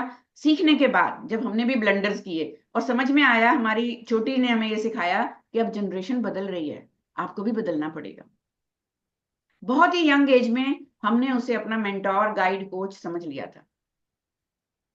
और वो सीखने का मकसद, जो एक रिजल्ट ही हम यहाँ बैठ के आज एक टीन और एडोलेसेंट कोच की तरह काम कर रहे हैं. समथिंग आई सॉरी नफीसा, पहले रितिका ने हैंड। हाँ, थोड़ा मैं चाहूंगी हम एंड पे अच्छा, क्वेश्चन लेंगे, क्योंकि डिस्कशन लंबी हो जाती है तो फिर बहुत ज्यादा बाद में एंड में ले हम एंड में क्वेश्चंस लेंगे please. Okay. So we have to teach resilience and coping strategies, क्योंकि मुद्दे तो आएंगे, हमें उन्हें अवॉइड नहीं करना, हमें उनके क्वेश्चन से डरना नहीं है, उन्हें दबाना नहीं है। जब भी कोई एडवर्स सिचुएशन आती है, कोई एडवर्स क्वेश्चन आता है, तो रिजिलियंस क्रिएट करना, बच्चों को उसके लिए एक लॉजिकल डिस्कशन मोड में लाना, उनकी सुनना और फिर अपनी भी एक लॉजिकल बात कहना। बच्चे मेरे पास आके कहते हैं कि मैम हमारे मम्मी पापा को क्लैरिटी नहीं है, वो खुद इतने कंफ्यूजन में है, वो खुद इतने प्रिटेंडिंग और फेकिंग है, वो इतने डिप्लोमेटिक हैं, तो फिर हमसे वो किस तरह से एक्सपेक्ट करते हैं कि हम झूठ ना बोलें। बहुत सारे एसेंशियल स्किल्स बच्चों को देने की जरूरत है, problem solving, stress management, emotional regulation. अगर बच्चा एक चैलेंजिंग क्वेश्चन पूछ रहा है और हम आंसर नहीं दे पा रहे हैं, तो हम उसी से पूछेंगे। मैं तो यही करती हूँ, बेटा मुझे तो समझ में नहीं आ रहा, आप बताओ, आपको क्या लगता है क्या होना चाहिए, और उन्हीं के आंसर्स में से धीरे धीरे पॉइंट ढूंढने के, अच्छा ओके, इस पे मैं स्ट्रेस दूंगी, मुझे ये पॉइंट मिल गया, ये बात मैं इसको चेंज करके बताऊंगी। हम अगर जैसे इसमें मदर ब्रीदिंग एक्सरसाइज कर रही थी कि ओ बड़ा स्ट्रेस हो रहा है, ये तो हट ही नहीं रहा है, ये तो बोल ही जा रहा है, कुछ ना कुछ पूछ ही जा रहा है, ऐसे ही बच्चों को भी हमें कुछ मैकेनिज्म सिखाने हैं, breathing exercise to manage stress and anxiety. हम किस तरह के एक्शंस, किस तरह की बिहेवियरल मॉडलिंग कर रहे हैं कि जब भी लगा कि मुझे जवाब नहीं आ रहा या मैं इसे चुप कराना चाहती हूँ, बर्गर, फ्राइज, कोक भर दो उनके मुंह में, तो बच्चे वही मांगेंगे जब आप उसे अपनी बात मनवाना चाहेंगे। तो आपने उनको वही कोपिंग स्ट्रेटजी सिखाई है ना। आप बार बार ड्रिंक कर रहे हो, बच्चा पूछ रहा है पापा हेल्थी नहीं होती ड्रिंक, क्यों पी रहे हो, तुम्हें नहीं पता हमारी लाइफ में कितना स्ट्रेस है। बेटा सारा दिन इतना थक के आता हूँ तो 2 पैग लगाता हूँ, तब जाके अगले दिन के लिए काम के लिए रेडी होता हूँ, तो this is medicine for me. Oh okay, so now I get it, मुझे भी पढ़ाई का बड़ा स्ट्रेस है, मेरी तो गर्लफ्रेंड ही नहीं बन रही, बाकी सब बच्चों की है, मेरे फ्रेंड्स की, तो मैं अपना स्ट्रेस कैसे मैनेज करूं, 2 घूंट लगा के, 1 पफ लगा के। तो आपकी अगर हेल्दी मैकेनिज्म नहीं है तो बच्चों की नहीं होंगी। एंड ट्रस्ट मी, जैसे हम eating style, dressing style, life style से घर का फिजिकल हाइजीन का मेंटेनेंस कर रहे हैं, वैसे ये मेंटल हाइजीन है जो शायद हम मिस कर रहे हैं। But it is as important as brushing our teeth every day, twice a day. Emotional hygiene को मेंटेन करना भी बहुत जरूरी है। बच्चा जब भी लगे ओके मूड में नहीं है, आप पूछ सकते हैं what is the colour of heart today. हमने ये टेक्निक बनाई हुई थी अपने बच्चों के साथ, ब्लैक है, रेड है, ऑरेंज है, ब्लू है, किस तरह की इमोशन आ रही है आज, मुझे पहले बता दो भैया, मुझे रेडी होना है स्टॉर्म के लिए। एक बहुत ही बढ़िया टेक्निक जो मैं बच्चों को सिखाती हूँ, और यंग बच्चे जो छोटे बच्चे हैं, अर्ली चाइल्डहुड और मिडिल चाइल्डहुड वाले, उनके पेरेंट्स को सिखाती हूँ कि आप बच्चों से ये करवाया करें। हम अपनी बेटियों को बोलते थे एवरी डे, पूरे दिन में रात को डाइनिंग टेबल पे डिस्कस होगा, आज के दिन में रोज मूवमेंट क्या था, थॉर्न मूवमेंट क्या था, और बड मूवमेंट क्या था। कोई समझेगा क्या राज़े गुलशन जब तक उलझे ना कांटों से दामन। ये गजल सुन के खुश होना और तारीफ करना ही काफी नहीं है, इससे सबक लेना भी बहुत जरूरी है कि बच्चों को भी यही सिखाना है, life is not a bed of roses every day. हर एक दिन में फूल भी मिलेंगे, कांटे भी, और उसमें बर्ड्स भी हैं। बाकी बहुत सारी और टेक्निक्स हैं जो हम अपने ट्रेनिंग प्रोग्राम्स में बताते हैं, इमोशनल व्हील्स यूज करना, फीलिंग चार्ट यूज करना, bed time story telling, etcetera etcetera. लेकिन ये एक इंपॉर्टेंट चीज है जो हर इंसान हर एज में हर एरिया में यूज कर सकता है। आज का दिन में सक्सेसफुल क्या था, what went well, that is a rose moment. कौन सी चीज वर्कआउट नहीं हुई, फ्रेंड से लड़ाई हो गई, टीचर ने डांट दिया, स्कोर अच्छे नहीं आए, फुटबॉल में अच्छा गोल नहीं ले पाया, it's okay, what's not working, and another is potential movement। okay, एक चीज अच्छी हुई, एक बुरी भी हुई, या शायद आज कोई रोज मूवमेंट था ही नहीं, आज 2-3 थॉर्न मूवमेंट थे, लेकिन बड हमेशा रहता है. What could we try better, और पोटेंशियल, चांसेस, स्कोप क्या है इंप्रूवमेंट का, इसे ठीक करने का. ये छोटी सी एक्टिविटी आप मुझे बताइए, अगर एक बच्चा छोटे होते से करना सीख लेता है, और मैं इसका आपको ग्रुप में स्क्रीनशॉट भेजूंगी, मैं स्लाइड पे लगा नहीं पाई, मुझे टाइम नहीं मिला. अभी कनाडा से मेरी एक मदर क्लाइंट ने भेजा कि मैम पिछले 1 महीने से ये एक्टिविटी मैं अपने बच्चे को करा रही हूँ. सिर्फ इस एक एक्टिविटी से माइल्ड ऑटिस्टिक बच्चा, जो कि बहुत ज्यादा स्क्रीमिंग, लाउडिंग था या फिर बहुत ओवरवेलम हो जाता था, उसने अपने इमोशनल कंट्रोल करना सीख लिया. और वो पहले मदर ने सिखाया 1 वीक 10 डेज के बड मूवमेंट में क्या स्कोप हो सकता है, अब वो खुद लिख रहा है. और उन्होंने कल मेरे साथ उसकी डायरी के स्क्रीनशॉट शेयर किए. इतना सुकून मिला मुझे. जस्ट 7 ईयर ओल्ड, 6 और 7 ईयर ओल्ड बच्चा है, हैंड राइटिंग समझ में नहीं आती है, but he is trying his best to write that. लेकिन मैं सलाम करती हूँ उस मदर को जिसने 100% एफर्ट डाला इस एक्टिविटी को, पहले खुद अडेप्ट और अप्लाई किया, फिर बच्चे को सिखाया. Now she is getting result. तो जानने से कुछ ना होगा, सोचने से कुछ ना होगा, करने से होगा. घुट घुट के जीने से ना होगा, लड़ने से होगा. करना पड़ेगा. एक सेफ स्पेस क्रिएट करना पड़ेगा अपने बच्चे के लिए, through routine, through listening and through validation. ठीक है बेटा, मूड खराब होता है, क्यों चिल्ला रहे हो, इतनी बड़ी मुसीबत आ गई तो क्या हो गया, खुद पे भी ध्यान दे लिया करो. रोज तुम्हें ही कोई ना कोई रोना धोना होता है, हमें तो कभी ऐसा नहीं लगा. When they are not feeling any connection in physical space, that's how they are going to the digital space, क्योंकि वहां उन्हें वो पावर स्ट्रगल नहीं करना पड़ता, वहां उन्हें वैलिडेशन के लिए बेगिंग नहीं करनी पड़ती, वहां लाइक्स शेयरिंग बिंदास मिल रही है. तो क्यों नहीं जाएंगे वहां? आप तो सुनना ही नहीं चाह रहे. क्या आपने कभी बोला कि यस मेरा भी आज बड़ा हार्ड डे था, मुझे भी नहीं समझ में आ रहा क्या करूं, तो इसलिए मैं भी थोड़ी देर चुप रहना चाहूंगी. एंड आई कैन अंडरस्टैंड क्यों आप बार बार रूम में जाके बैठ जाते हो. हम भी अपनी इमोशन कैलकुलेशन ऐसे ही करते हैं, पर वापस आके मैं पापा से बात करती हूँ ना, या आपसे पूछती हूँ कई बार, या दीदी से पूछती हूँ, या मैं अपनी दीदी से पूछती हूँ. आप भी ऐसे पूछ सकते हो, मेरे से पूछो, नहीं तो जिससे भी आपको अच्छा लगता है, बट वो राइट सोर्स होना चाहिए ताकि आपको राइट इंफॉर्मेशन मिले. कितना ही जोर लग गया इस पे. I really appreciate those parents who are still educators, even counselors. लेकिन फिर भी वो ये जिगरा रखते हैं, कोई बात नहीं, मैं आपको अपने एक फ्रेंड काउंसलर से मिलवाती हूँ, आप मेरे से बात मत करो, कोई बात नहीं, आप उनसे बात कर लो. I did this throughout my kids' school years. और उनके स्कूल के काउंसलर परेशान हो जाते थे कि मैम आप मुझे एम्बैरस करते हो जब आपके बच्चे आके मुझे बोलते हैं कि मम्मा ने बोला मैम को मिलके आया करो, उनसे अपने मन की बात कहा करो, उनकी सजेशन लिया करो, आप ऐसे क्यों करते हो. मैं कहा मुझे जरूरत है, घर पे मैं नहीं बन सकती साइकोलॉजिस्ट और काउंसलर, घर पे मैं माँ हूं, मेरा मदरली बायसनेस आता ही है ह्यूमन साइकोलॉजी के हिसाब से, और मैं नहीं चाहती कि मेरा ही पॉइंट ऑफ व्यू सिर्फ बच्चों को मिले. We gave them all the freedom to explore. अभी भी हमारी बेटियां जरूरत के हिसाब से थेरेपीज लेती हैं from other people. I have no shame in admitting that, क्योंकि उनके अपने स्ट्रगल्स हैं, उनका अपना लाइफ साइकिल है, कुछ बातें वो नहीं हमसे शेयर करना चाहते. It's pretty good. तो रियलिस्टिक एक्सपेक्टेशंस रखिए उनसे कि हमने पैदा किए हैं, हमने पाले हैं, और मैंने तो as a parenting coach, as a counsellor, psychologist अपना बेस्ट किया है भाई, क्योंकि लोग कहते हैं कि आपकी पेरेंटिंग मिसाल है, लोग हमारे बच्चों के एग्जाम्पल देते हैं, but still I don't carry this perfection syndrome with me और with my kids.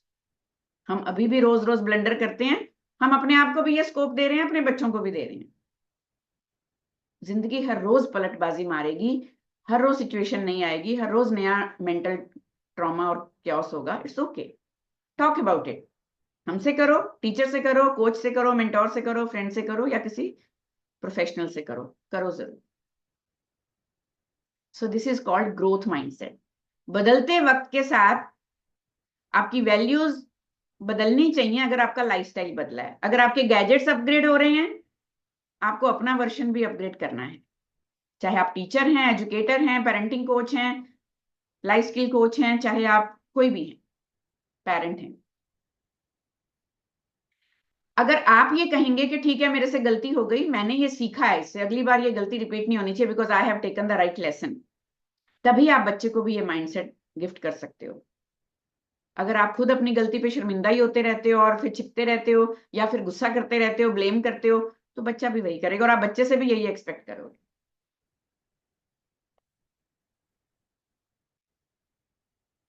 So importance of doing their best is more important rather than being the best.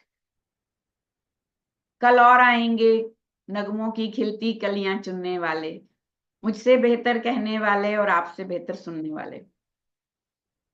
और ये साइकिल चलना ही है।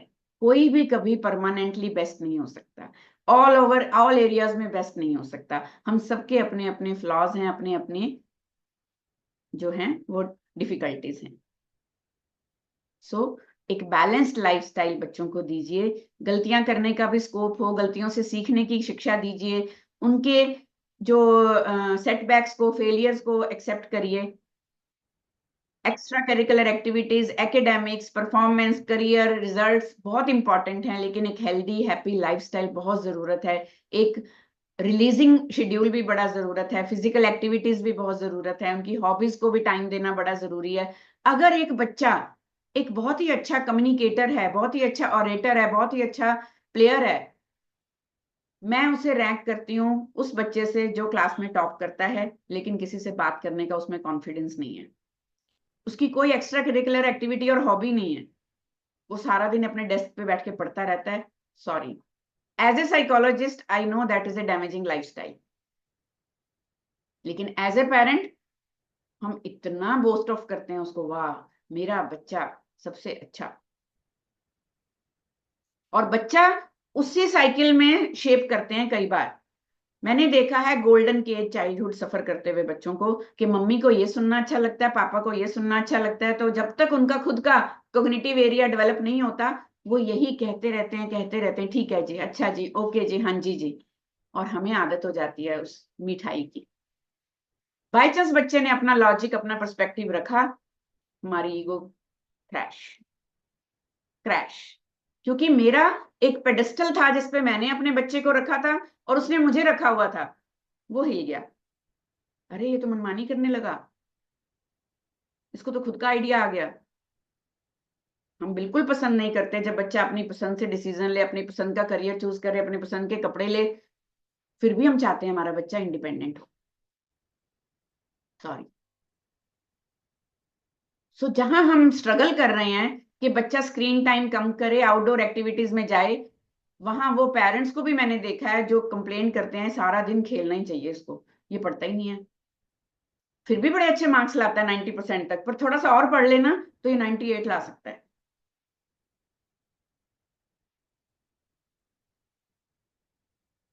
एक पॉजिटिव रोल मॉडल बनना बड़ा जरूरी है। ये मैं बातें आपको ब्लेम के लिए नहीं कह रही हूँ, बिकॉज हमारे से ही जाती हैं।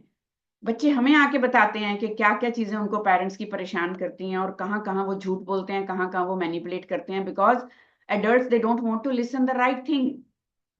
हमें स्ट्रगल करना पड़ता है उनको समझाने के लिए, वो सुनना ही नहीं चाहते।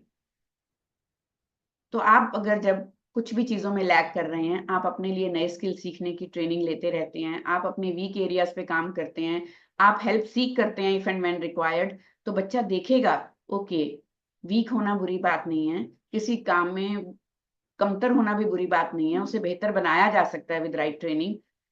उलाहना देने से, ताना मारने से नहीं होगा, खुद पे काम करने से होगा, वो ये सीखेंगे। अगर आप उनसे अपनी लाइफ के फेलियर, सेटबैक, चैलेंजेस भी शेयर करेंगे, नॉट ये दिखाने के लिए कि देखो हमने क्या क्या सहा है या क्या क्या किया है, नो, हमने उन सिचुएशन से निकलने के लिए कैसे मेहनत की, कैसे चैलेंजेस को ओवरकम किया। Thank you so much everyone for so active in chat. Sorry, I'm not able to read immediately.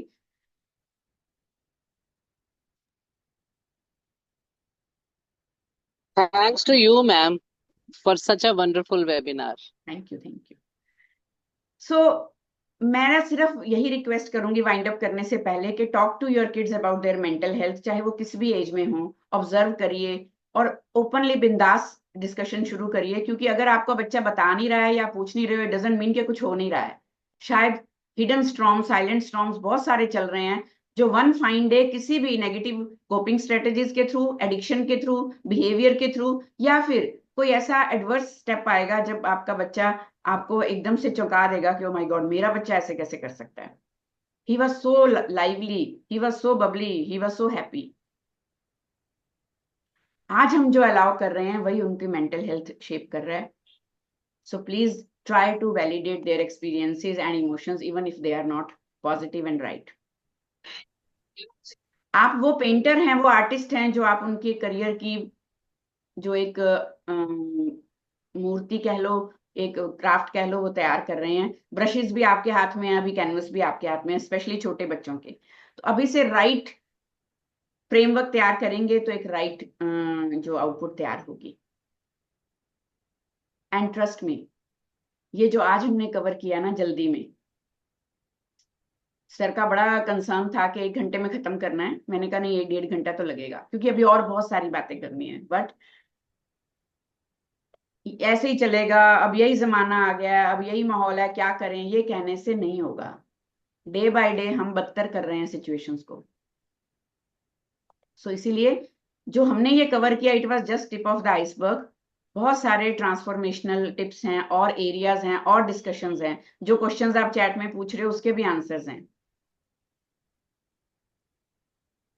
हम ये नोइंगली अननोइंगली डिसरेगुलेशन क्रिएट कर रहे हैं, ट्रस्ट मी। सभी adults, not parents only, teachers, educators, authority people, policeman हो गए, doctors हो गए, हम सब एक गलत माहौल क्रिएट कर रहे हैं। हम सबको अपने अपने हिस्से के स्ट्रेस और एंजाइटी है, और उसके लिए आप हमारा सीबीटी का प्रोग्राम ले सकते हैं। एज एन एडल्ट आप अगर आज ऐसी बिहेवियरल टेक्निक सीख लेंगे जो आपकी थॉट्स को, इमोशंस को और बिहेवियर को रेगुलेट करेंगी, तो आप अपने बच्चों को भी सिखा पाएंगे। आप अगर काम नहीं रह पाते, आपकी सेल्फ रेगुलेशन में इशू है, आप कंफ्लिक्ट मैनेजमेंट नहीं कर पा रहे हो पर्सनल या प्रोफेशनल लाइफ में, आप ये सीबीटी का प्रोग्राम ले सकते हो। अपकमिंग बैच इज 12 मई। आप जिसको भी जरूरत हो आप डिटेल हमसे ले सकते हैं। और fundamental principle of positive parenting, ये हमारा एक अलग पेरेंटिंग कोचिंग का प्रोग्राम है। अदरवाइज जो प्रोफेशनल कोचेज हैं, काउंसलर्स हैं, साइकोलॉजिस्ट हैं, पेरेंटिंग कोचेज हैं, I plead everybody should take our advance diploma in child psychology. वो सिर्फ एक कोर्स या ट्रेनिंग नहीं है। बहुत सारे यहाँ पे विटनेस हैं, पार्टिसिपेंट्स हैं मेरे इस प्रोग्राम के, जिन्होंने ये समझा कि उन्हें as a parent, as an educator, as a coach कितना कुछ समझ आया ये कोर्स करने के बाद। Because we provide all kind of behavior guidelines tools from early childhood to adolescence. ये भी हमारा ट्रेनिंग प्रोग्राम 12 मई से शुरू हो रहा है अगला। We all together have to be in a right sync. ये कोशिश मेरी खुद को या अपने प्रोग्राम्स को प्रमोट करने की नहीं है, ट्रस्ट मी। ये कोशिश है कि हम जितने लोग भी लाइक माइंडेड हैं, जितने लोग भी ये रियलाइजेशंस कर रहे हैं और ऑब्जर्व कर रहे हैं, let's join hands together to create musical notes जो हम इकट्ठे बजाएं और अपने बच्चों के लिए एक सिंक म्यूजिक क्रिएट कर सकें, एक ऐसा एनवायरनमेंट क्रिएट कर सकें। And even you can opt for our complete positive parenting transformation program, जो आपको बाउंड्रीज मेंटेन करना भी बताएगा विद काइंडनेस एंड फर्मनेस। जो टेंशन और पावर स्ट्रगल जो बच्चों के साथ आपकी हो रही है डे टू डे, इतनी फ्रस्ट्रेशन होती है, उसको भी कैसे डिफ्यूज करना है, कैसे कैसे लाइफ स्किल्स आप अपने बच्चों को दे सकते हो, and building strong connection with kids. और इस तरह की प्रैक्टिकल टेक्निक्स हम आपको बताते हैं। आज आपको थोड़ा आइडिया हो गया होगा कि जिससे आपका वो बाय डिफॉल्ट सेकंड नेचर हो जाता है। जैसे मैंने आपको बताया कि हमने धीरे धीरे वो चीजें अपने डेली रूटीन में डाली, सिर्फ सिखाने के लिए नहीं, सबसे पहले अपनी पेरेंटिंग में डाली। अब वो हमारा डिफॉल्ट मोड हो गया है, हमें उसके लिए मेहनत नहीं करनी पड़ती। सो अगर आप में से किसी का भी बच्चा किसी भी तरह के मेंटल हेल्थ क्राइसिस से गुजर रहा है, आप शेयर करिए। ये रिकॉर्डिंग मिलेगी आपको डेफिनेटली। हम आज फेसबुक लाइव जाना चाहते थे, क्योंकि हमारा मकसद था टू रीच मासेस, लेकिन किसी टेक्निकल ग्लिच की वजह से टाइमली हम फेसबुक लाइव नहीं जा पाए, और टाइम से लेट करना हमारी फितरत नहीं है, इसीलिए हमने आज उसको छोड़ दिया। पर ये रिकॉर्डिंग शेयर होगी, यूट्यूब की लिंक भी आपको शेयर होगा, मैक्सिमम लोगों तक इसको सर्कुलेट करिए ताकि बहुत सारे लोग हमें इस मिशन में ज्वाइन कर सके। Thank you so much for your time and attention and patient listening.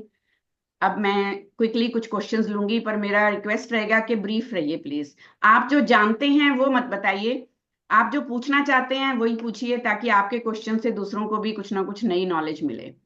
ठीक है जी, thank you so much. Please raise hands. So Ritika, yes please. Hello ma'am. Hello Ritika. Ma'am वो जो आपने इमेज दिखाए थे ना, उसी से क्वेश्चन थे, तो अभी कोई क्वेश्चन ऐसे नहीं है, उसी को मैं देख रही थी, जिसमें कि मम्मा के कान पे सब कुछ रखा हुआ था, बट लास्ट में जब एक्टर एक्ट्रेस की बात हुई तो she was very much open to give the answer. तो वो चीज मुझे लगा कि उनका जो फोकस है वो सोशल मीडिया इससे कनेक्टेड है, लेकिन जहाँ पे नॉलेज गेन की बात होती है वहां पे वो कट रही है, मतलब साइड ले रही है। तो बच्चे इसीलिए बार बार वो क्वेश्चन बार बार वो पुट कर रहा था। अगर उसको पहले से आंसर दिया जाता तो फिर वो क्वेश्चन अराइज ही नहीं करता। Yes, thank you. बहुत thank you so much. Yes मेघना ma'am.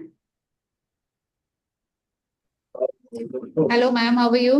I'm good, ma'am. Thank you so much for taking time out of your schedule and be here. No, I'm so sorry. I'm at a place network issue, so I'm unable to. बीच में मैं disconnect हो रही थी. Ma'am, जैसे आप जानते हैं ना कि I run a school. I just wanted to know what you said. As I said, it's a bang on point. I mean, I totally agree, and I'm experiencing this here also. But how do you handle a parent who is unable to accept? Like if there's a defensive person. See, like, being a psychologist, being a child parent, child parenting coach, you can see there is an issue in a parenting style, and you connect, you want to tell them, you want to advise them, or you want to give them some suggestions, but you see that they're playing a defensive mechanism. No, I don't want to accept it, or something like that. How do you deal with them? वो बहुत depend करता है, struggle तो है हमारा भी और बहुत सारे पेरेंटिंग कोचेस जो हमारे जैसे हैं, लेकिन उसमें ना डायरेक्टली हम ब्लेम गेम पे नहीं जाते हैं। आज तो एक मासेस को करना था, तो एक बहुत लाउड और बहुत फर्म वॉइस में मैंने बात की, लेकिन जब 1-to-1 सेशन होता है, ऐसे पेरेंट का पहले मैं हैंड होल्डिंग करती हूँ, बहुत सॉफ्टली मैं उनके साथ, जब हम ये सिखा रहे हैं ना कि बच्चे की फीलिंग के साथ वैलिडेट करिए, उस वक्त वो पेरेंट मेरे लिए बच्चा है, क्योंकि वो भी परेशान है। तो पहले हम उनकी इमोशंस और एक्सपीरियंसेस को वैलिडेट करेंगे, पहले उनके साथ कनेक्ट होंगे, ताकि उनके साथ हमारा रैपो बिल्डिंग और ट्रस्ट बन सके। हम जब सीधे से वो रिप्लाई बैक करते हैं या उनसे एक्सपेक्टेशन रखते हैं, तो वो पहले से आहत हैं, पहले से हर्ट हैं, तो फिर वो उस माइंडसेट से ले नहीं पाते। वो कंप्लेनिंग, हर्ट और रिटेलिएटिंग माइंडसेट से उठा के हमें उन्हें एक पहले एक्सेप्टेंस मोड में लाना है, और वो तभी आ पाएंगे जब पहले हम उन्हें एक्सेप्ट करेंगे, हम उनकी इमोशंस को, एक्सपीरियंसेस को वैलिडेट करेंगे, और फिर पूछेंगे, ओके अब आप बताओ आपको क्या लगता है, इसका क्या सोल्यूशन है। वो सोल्यूशन होता तो मैम आपके पास थोड़ी आते, मैं तो सब कुछ करके हार गई। कोई बात नहीं, फिर अगर आप कुछ बदलना चाहती हैं ना, तो आपको कुछ बदलना पड़ेगा। Do you agree to change? मेरे लिए प्लीज, मैं आपके साथ ही हूँ, आप अकेले नहीं हो। अब तो पहले जो आप अपने तरीके से कर रहे थे, क्या उससे बेटर आउटपुट आई? क्या आप कुछ इंप्रूव कर पाए? तरीके आपके सही हैं, गलत नहीं है, क्योंकि हमने यही तरीके सीखे हैं। लेकिन अब ये बच्चे अलग हैं, इन अलग बच्चों के लिए थोड़ा सा अलग करना पड़ेगा। सीक्रेट है, बताऊं? यस मैम, किसी को बताना मत, बच्चों को भी नहीं पता चलना चाहिए कि आप क्या कर रहे हो। सीधी उंगली से घी नहीं निकल रहा तो हम टेढ़ी करेंगे। उनको क्या लगता है, ओ अब तो मैम मेरी साइड है। अदरवाइज जिस तरीके से मैंने आज बात की है, आप सबको लगता होगा ये तो बच्चों की साइड लेते हैं, हमारे को तो बिल्कुल ही इन्होंने निगेट कर दिया। क्योंकि ये एक एजुकेशनल अवेयरनेस, और मुझे पता है मेरे पार्टिसिपेंट्स में एक एलिवेटेड इवॉल्व ग्रुप बैठा है, कोचिज का है और साइकोलॉजिस्ट का है, पेरेंटिंग कोचिज हैं, प्रोफेशनल एजुकेटर्स हैं। हारे हुए पेरेंट्स जब आते हैं ना, स्पेशली 1-to-1 सेशन में, तो उनकी ईगो हर्ट नहीं होनी चाहिए। और वो सच में दुखी होते हैं, ऐसा नहीं है, उनके अपने स्ट्रगल्स हैं। तो कई बार मुझे बात मोड़ के कहीं और ले जानी पड़ती है, मुझे ढूंढना पड़ता है कि ये बच्चे पे ब्लेम तो डाल रहे हैं, खुद हर्ट है, कहाँ से हर्ट है। तो कई बार मैं मुद्दा ही बदल देती हूँ। अगर वो बच्चे वाली बात पे जल्दी नहीं आ रहे हैं तो थोड़ा सा क्रिएटिविटी अप्लाई करनी पड़ती है। रिलेशनशिप पूछ लो, घर का माहौल, सासू माँ, देखो कैसे बाहर आती हैं बातें। और फिर हम बताते हैं कि देखो इतने सारे क्लटर में से इसीलिए आप बच्चे पे वो क्लटर डाल रहे हो क्योंकि उधर से आ रहा है, एक फिल्टर लगाना पड़ेगा। So depending upon condition and situation then we offer the solution. ठीक है जी। और चाइल्ड साइकोलॉजी में यही चीजें हम डिस्कस करते हैं, मेरी ट्राइब एग्री करेगी कि किसी भी तरह का मुद्दा होता है, हम अलग अलग मुद्दों पे अलग अलग एज ग्रुप, अलग अलग फैमिली सिचुएशंस की चीजें डिस्कस करते हैं पेरेंटिंग प्रोग्राम में भी जी। तो it's kind of child psychology से पहले इसके साथ साथ हमें पेरेंट साइकोलॉजी भी समझना पड़ेगा। यस, ह्यूमन साइकोलॉजी समझने के लिए सीबीटी और चाइल्ड साइकोलॉजी, ये कॉम्बिनेशन एक्चुअली किसी प्रोफेशनल के लिए नहीं है, ये हर एक के लिए है। हमारे जो प्रोग्राम डिजाइन किए हुए हैं ये सिलेबस ओरिएंटेड नहीं है कि किसी ने उस फील्ड में जाना है तो ही करे, नो, हर फील्ड में वो जरूरी है। Thank you so much. मैं आती हूँ आपकी तरफ, पहले मैं देख लूं किसी और ने पहले अगर कोई बात नहीं रखी, उनका किसी और का सवाल है तो। Anybody else wants to ask something? Okay Nafisa ma'am, over to you. Ma'am, जैसे आपने वीडियो में दिखाया कि बहुत सारे पेरेंट्स स्कूल टाइम में ऐसे होता था, बच्चे क्वेश्चंस बहुत ज्यादा पूछते हैं, हर चीज का उनके पास क्वेश्चंस होता है, बट पेरेंट्स के पास उनका आंसर्स नहीं होता। Parents they are not answerable to the questions of their child. तो वो स्कूल में आकर कंप्लेंट ये करते हैं, मैम हमारा बच्चा क्वेश्चन बहुत ज्यादा पूछता है, हमें समझ नहीं आती, हम इसको क्या जवाब दे। तो आप एक स्कूल में ऐसा सेशन रखें या आप टीचर्स को बोलें कि बच्चे को अवेयर कराएं या इतने घर में क्वेश्चंस ना पूछा करें। तो हम यही बोलते थे, why you are stopping your child to ask questions. इससे बच्चे का अपना मूड जो है, बच्चे की इंटेलिजेंस ग्रो हो रही है, बच्चा अवेयर हो रहा है आसपास की सराउंडिंग से, तभी वो आपसे इतने क्वेश्चंस पूछ कर रहा है। तो आप उसे आंसर करें। तो कहते हैं हमारा बच्चा जो क्वेश्चंस पूछता है हमारे पास उसके जवाब नहीं होते, तो हाउ वी कैन कन्विंस और aware parents to ask the questions of their child. हाँ, वो अब देखिए बात वही आ जाती है कि किस तरह का क्वेश्चन है। पेरेंट की अवेयरनेस के लिए ये सेशन किया हमने। आगे इसी तरह से आप उनको ये वाले जितने भी हमने इमोशनल ट्रिगर्स और ड्रॉबैक्स देखे हैं, अब आपकी रिस्पॉन्सिबिलिटी है कि आज आपको क्या सुनने को मिला, समझने को मिला, आप पॉइंट्स बना के मेरे से शेयर करिए कि मैं अगर किसी पेरेंट को समझाना चाहूंगी कि अगर वो क्वेश्चंस के आंसर नहीं देते तो क्या लॉस हो सकते हैं, फिर मैं रेक्टिफाई करूंगी उसमें। ठीक है, क्योंकि काफी सारी बातें हम इसमें डिस्कस कर चुके हैं इससे related. Thank you. Yes Mohini ma'am, जब हम आपको ढूंढ रहे थे तो आप मिली नहीं हमें, तो मैं आपसे जानना चाहूंगी कि एक स्कूल की प्रिंसिपल होने के नाते आज का जो सेशन में हमने डिस्कस किया, आप किन किन फैक्ट से एग्री कर पाती हैं और ऑब्जर्व कर रही हैं, please. I am extremely sorry ma'am, जब आपने मुझे अनम्यूट किया तो एक्चुअली स्कूल वर्किंग है तो थोड़ा सा I was little occupied with so many other things. कुछ पेरेंट्स आ रहे थे, कुछ बहुत कुछ चल रहा था। Thank you so much and thank you so much for having this session today, mind blowing session ma'am. मतलब मैं शायद थोड़ी सी चीजें मिस कर गई बीच में सुनना, because I was little occupied. I will obviously see the recordings. आपने जो हर एक बात बोली है ना मैम, इट्स 100% वैलिडेटेड। जो हम लोग स्कूल में, मतलब हमारे पास बच्चे जब आते हैं तो घर के ऐसे ऐसे सिनेरियो से निकल के आते हैं कि वो टीचर के पास आके वो इतने कंफर्टेबल कई बार होते हैं, obviously being a teacher, being a educator, influencer, तो वो अपने घर की सारी बात बताते हैं, वो उनके पेरेंट्स तक को नहीं पता होती। एंड पेरेंट्स बहुत शॉक में होते हैं जब उनको ये बात पता लगती है, अच्छा हमारे बच्चे ने आपको ये बात बताई, हमारे बारे में ये बात बताई। तो बिकॉज पेरेंट्स के पास तो टाइम है नहीं, सबसे बड़ी प्रॉब्लम है पेरेंट्स के पास टाइम है नहीं। अभी मॉर्निंग में I had one parent and both of them are working. They said कि मैम हमारे पास तो टाइम नहीं है, आप देख लो क्या करना। And the child is going back home, वो ग्रैंड मदर के पास है, grandmother is obviously aged, वो उसको देख नहीं पाती, कर नहीं पाती, एंड बच्चा सारा टाइम फोन देख रहा है। बहुत बहुत सारे ऐसे सिनेरियोज हैं जहां हेल्पलेसनेस पेरेंट्स की है, रियल लाइफ उनके सिनेरियोज और चैलेंजेस और इस तरह के स्ट्रगल्स हैं, बट वही है कि फिर आप किसी एक और के हाथ में बच्चा सौंपिए, किसी की हेल्प लीजिए, टाइम मैनेजमेंट की भी ट्रेनिंग दीजिए, ट्राई टू। मैंने कहा मैम देखिए बच्चा आपका है, एंड मतलब चाहे आप थोड़े दिन के लिए, आप 1-2 साल के लिए अपने ऑफिस से बात करिए कि मैं हाफ डे पे आऊंगी, या जल्दी आइए या लेट जाइए, किसी भी तरह से you have to take out time. देखो बच्चा टाइम के बजाय, आप टाइम के बजाय बच्चे को फोन दे दो तो phone will not compromise the time. और जब बाद में लेंगे तो फिर बच्चे को आदत पड़ जाती है। अभी बात करते हाँ बिल्कुल। यस, निधि मैम ने क्विट कर दिया। I wanted to take her question from craft.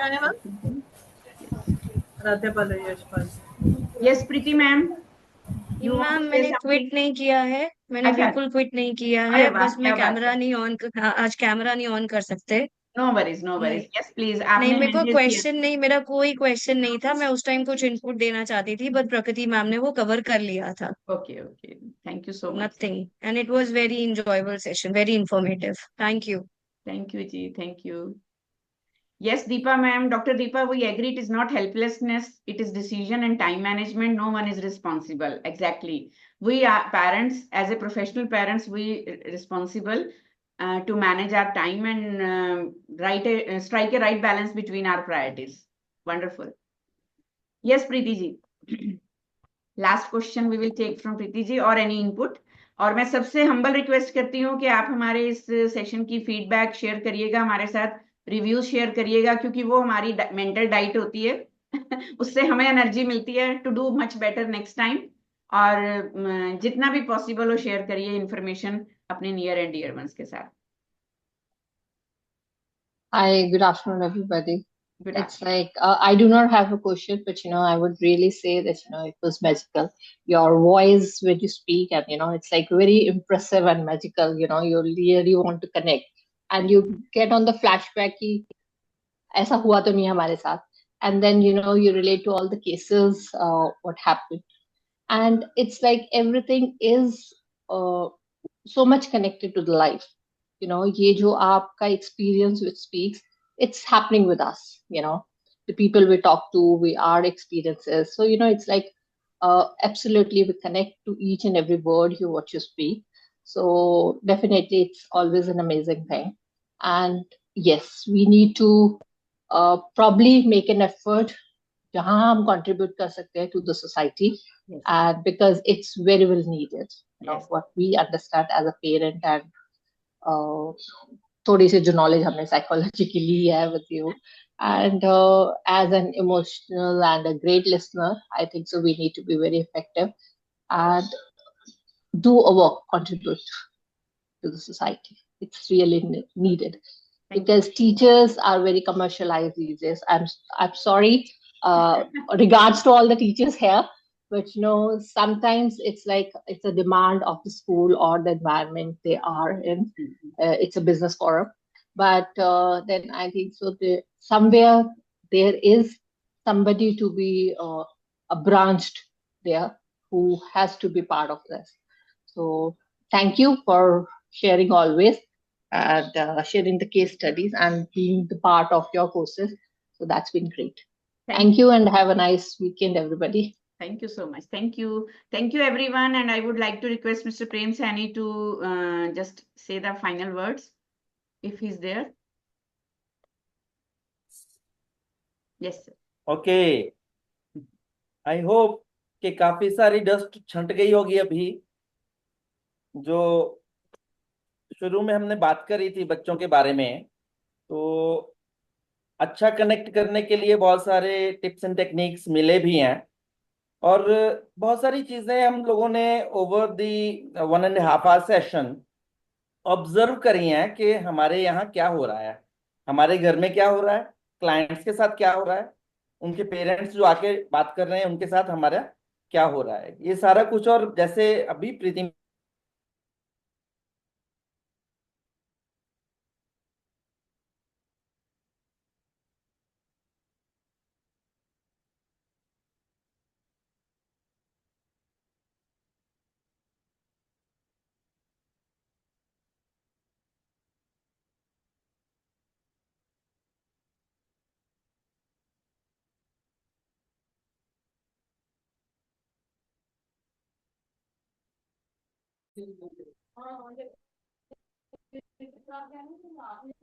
Yes Swinney, light गई ना तो थोड़ा सा डिस्कनेक्ट आ गया। या सर सॉरी, उस वक्त मैं भी गायब हो गई थी क्योंकि मेरे इधर से कनेक्शन चला गया था। So thank you so much sir for your kind assistance and thank you everyone for your kind presence. See you again with other sessions also. Thank you. Bye bye. Thank you so much, ma'am, for this amazing session. Thank you. Thanks a ton. Thank you. Thank you for this information, ma'am. Informative, intellectual, and a wonderful session. Thank you, ma'am. God bless. Thank you, ma'am.